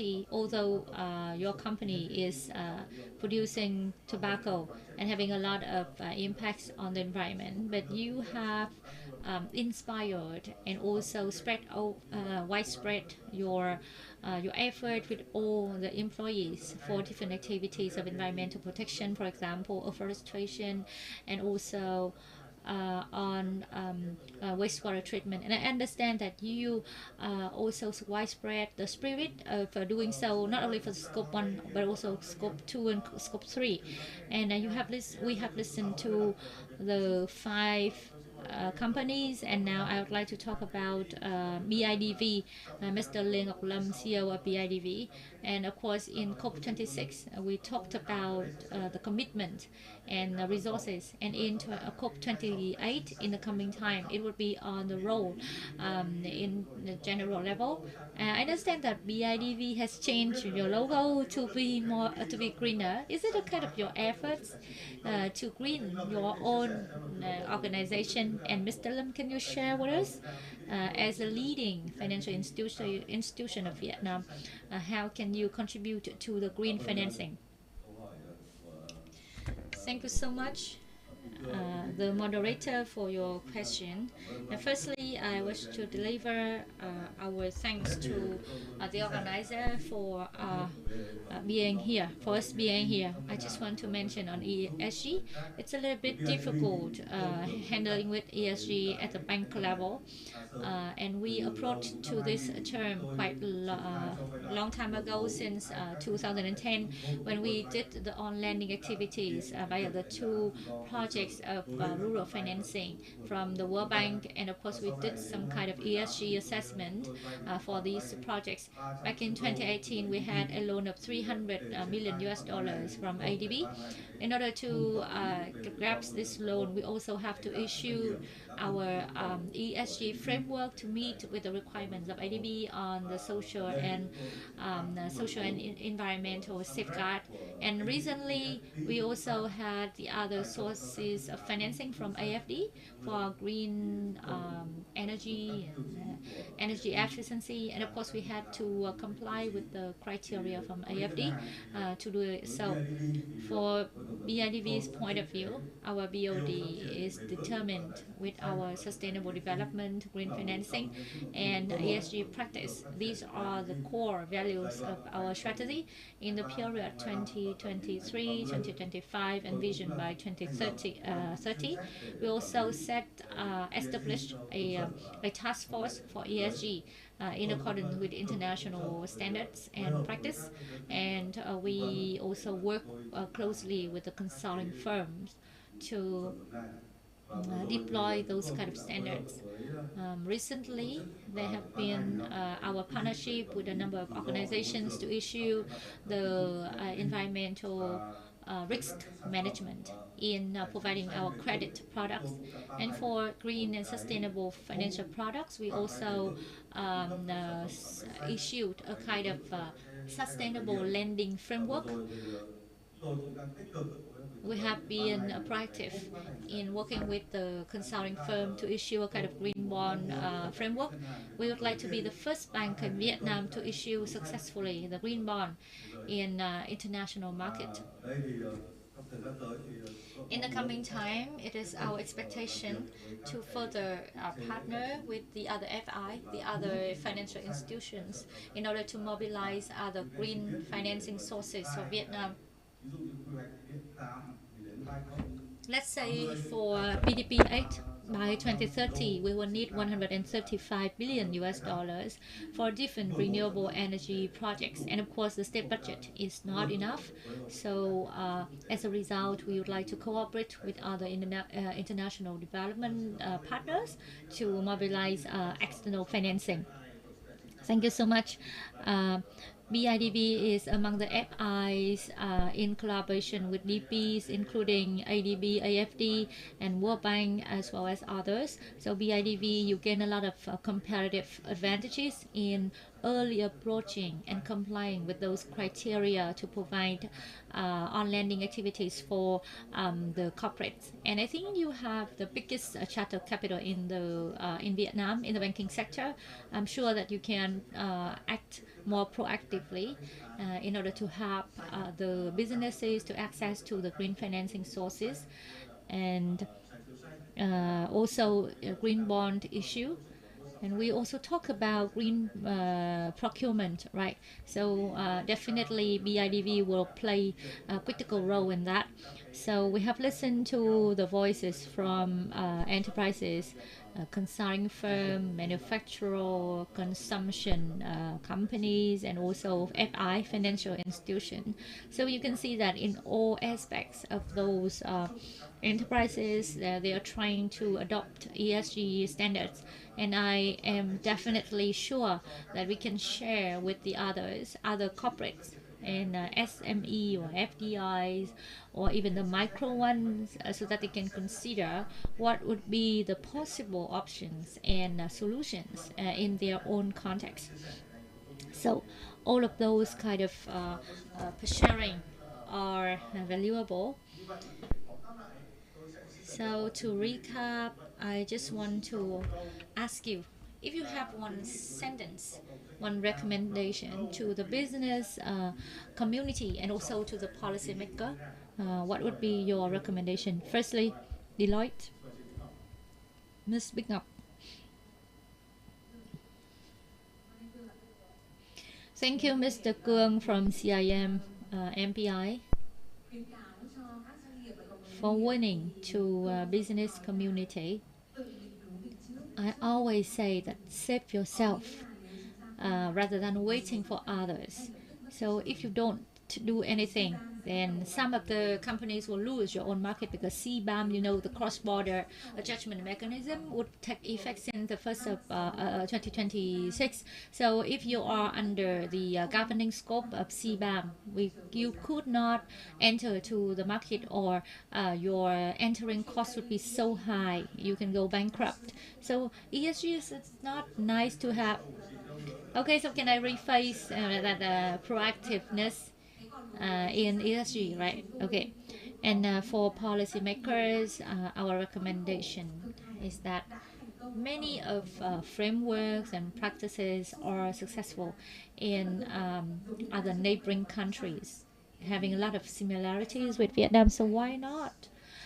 There should be incentive policies and intervention applicable to a number of sectors and champion companies, so that the champion can lead the whole market to move up, and then definitely the Vietnamese companies can be a part of the GVC, the global value chain, and it is inevitable.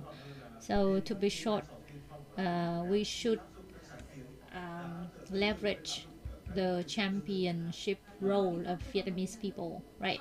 Vietnamese enterprises, yeah. And there should be also permission from the state regulators to allow the enterprises to adopt, meaning the practices and standards.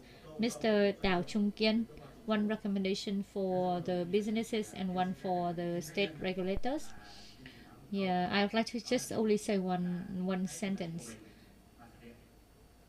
Do it because of your benefit. Because like Deloitte have said, we have to be sure that all of the story of ESG, at the end of the day, it is not for showing off. It is for your own sake, for your own benefit. And let's do together. For the policymaker, allow me to say that it's a little bit different from what Deloitte has said. Allow the piloting for the Vietnamese enterprises. Of course, it takes time, but for regulatory framework, sometimes it is a little bit delayed. So please allow for the piloting or mechanism. Once the piloting is failed, we can also allow it for further improvement and also for incorporating into the regulatory framework. Thank you so much, Mr. Kian. So for corporate, doing ESG is doing for yourself. And we can also apply the so-called regulatory sandbox, so the enterprises will not have to wait. Thank you. And Unilever Vietnam, Ms. Nhi. For the business, we'd like to share with you that there would be no trade-off between economic return and sustainable development, because sustainable development will gain trust from the consumers and also enhance growth, innovation, water saving, energy efficiency, and also talent attraction. For the government of Vietnam, we would like to propose practically. Firstly, on plastic waste, we do seek incentive mechanism for the companies dealing with packaging. And second one, for net zero achievement, there should be a mechanism for the DPPA, the Direct Power Purchase Agreement. These are the two recommendations. Yeah, thank you. So for corporate, we should not be worried on in advance or upfront investment, and because we will get the return at the end of the day. And from the government, it's about green procurement and also carbon development, carbon market development. And next, Mr. Kian J. Yeah, I have high agreement with all of you, meaning that investment in sustainability is investment into the future of the corporate. In the short term, it can be challenging, but in the medium term, you can gain a lot of low-hanging fruit, and in the long term, you can win. We can refer to a lot of international practices on ESG. And in terms of policy recommendation, we do hope that the government will issue a lot of incentive and recognition for the efforts and good practices made by the corporate. And you can also use policy as an instrument to direct and incentivize the corporate, and also making them to follow best practices. So thank you, Mr. Kian. So it means long-term investment and incentive mechanism, as well as a kind of guiding principles. Thank you, Mr. Tuấn from BAT, please. Any advice? So I think for the companies here, we always want to have a brighter future. So let's work together and share with one another the best practices. Yeah, so that together we can excel. And in terms of policy recommendations, there are so many. So as you have heard Vice Minister Ngọc from MPI, it's like what we want to show you. there would be a lot of efforts made to ESG, and we count on the government for incentive, the kind of prioritized incentive for the champion. It should be like reward, penalty, and those who do nothing with ESG would gain nothing, no incentive, and vice versa, in order to have encouragement and nurturing of ESG spirit. Of course, I know that you will have a lot of similarities with the previous speakers, but I do understand that you have a lot of good advice for the government, meaning concerted effort and also joining hands in the whole progress. I know that the last person would be Mr. Lam, CEO of BIDV, so please. Yeah, from the corporate perspective, I'd like to say that the trend of green and sustainable development is inevitable, and Vietnam could not avoid it, especially when Vietnam has made a commitment in 2050 to be net zero.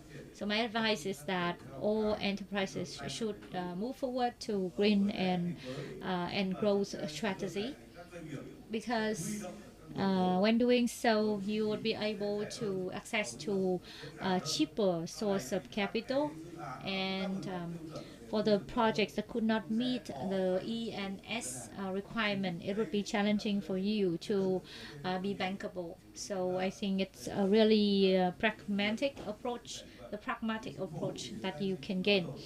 And for the policy recommendations, I would like to emphasize that government of Vietnam and ministry should provide your instruction, so that there would be better preparation from the corporate sector, because even for the SME and micro companies, they do not know where to start and how to start. So there should be proper instructions from the governmental agencies, and especially a kind of incentive or encouragement for the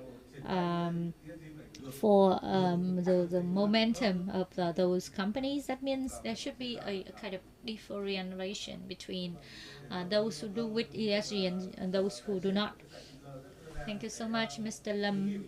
On behalf of the FIs, you have come up with a very meaningful recommendation to the business community.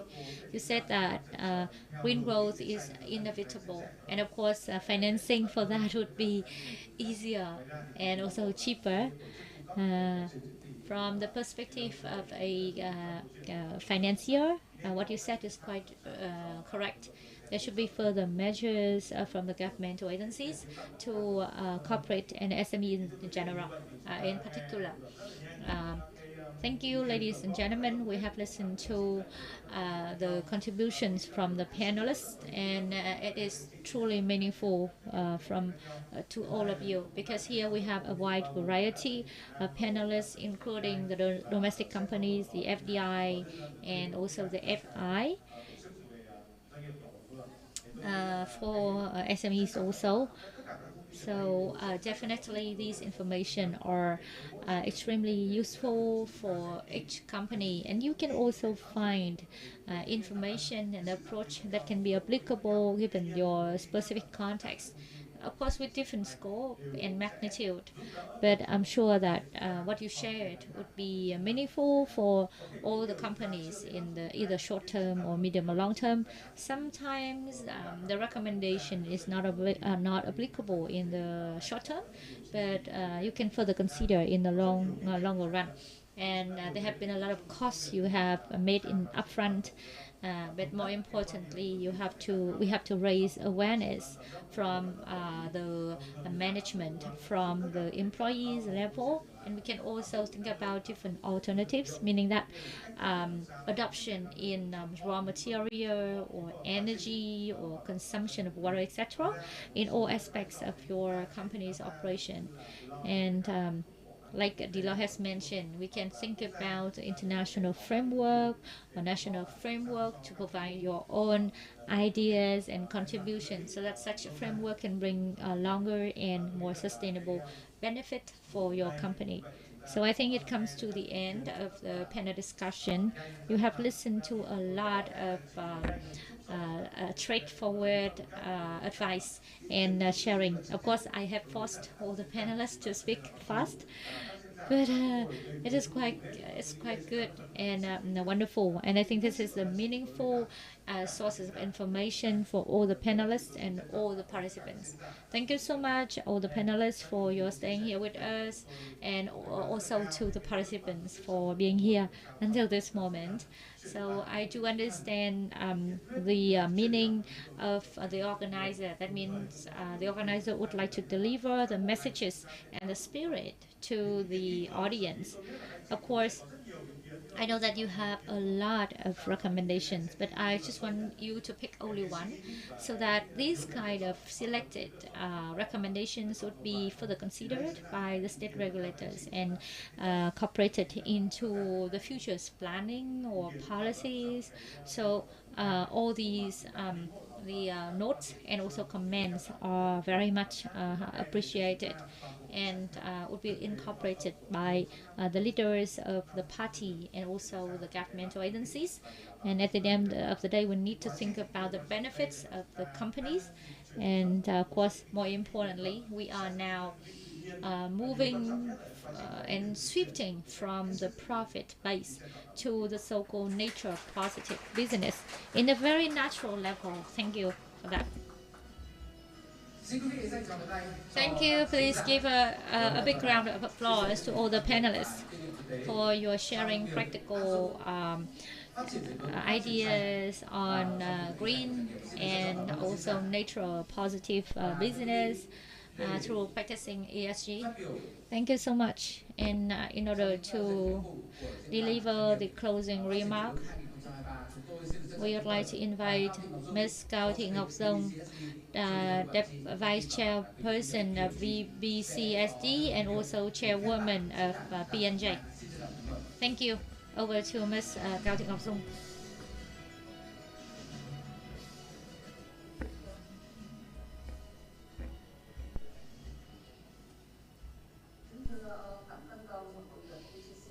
Mr. Phạm Tấn Công, Chairman and President of BCCI, ladies and gentlemen, we have been going through 4 hours of working, and we listened to the sharing of the business communities in the morning sessions via the 2 panel discussions. In this afternoon plenary session, we have been updated by international practices from the perspective of international organizations, companies, and state regulators. The speakers also highlighted the regulatory framework, the policy interventions and tools to promote the practice of sustainability and natural positive business. We are so honored to welcome Deputy Prime Minister Trần Hùng Hà, the chairman of the National Council on Sustainable Development and Competitiveness Enhancement.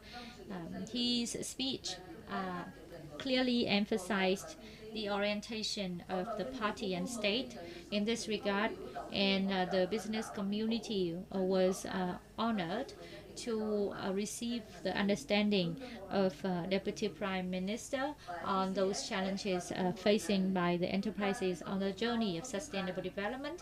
And it is VCSF, we agreed that sustainable development has become an inevitable trend in the globe, being selected by multiple countries.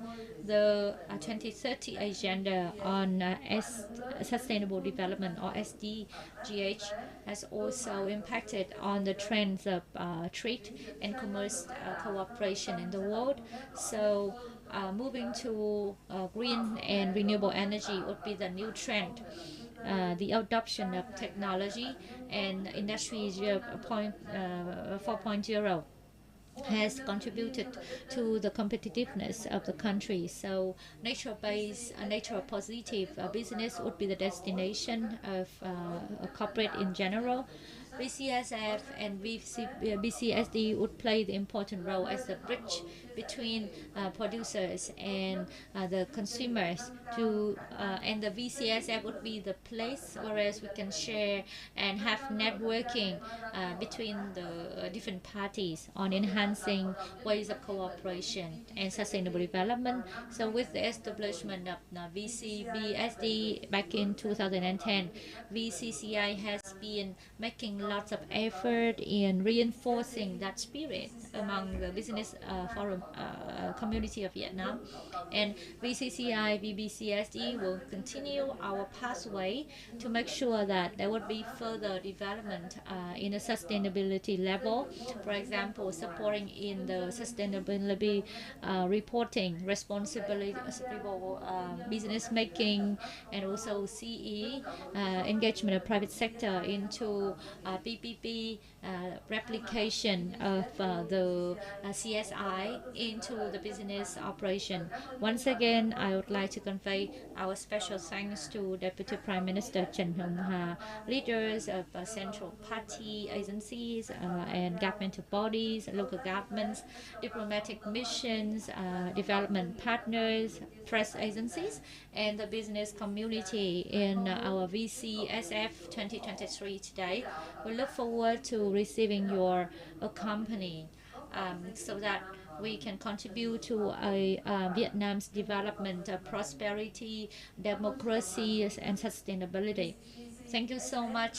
VCSF 2023 is delighted to have the sponsorship of Nestle Vietnam, Coca-Cola Vietnam, BAT Vietnam, and the WWF project in collaboration with MART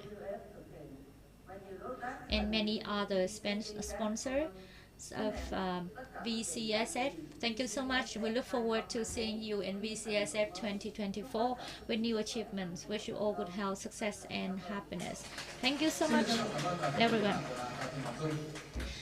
Thank you, Ms. Cao Thị Ngọc Dung, for your closing remarks for our VCSF 2023.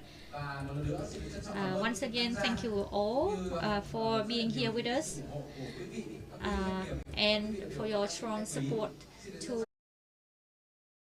2023. Thank you so much. We look forward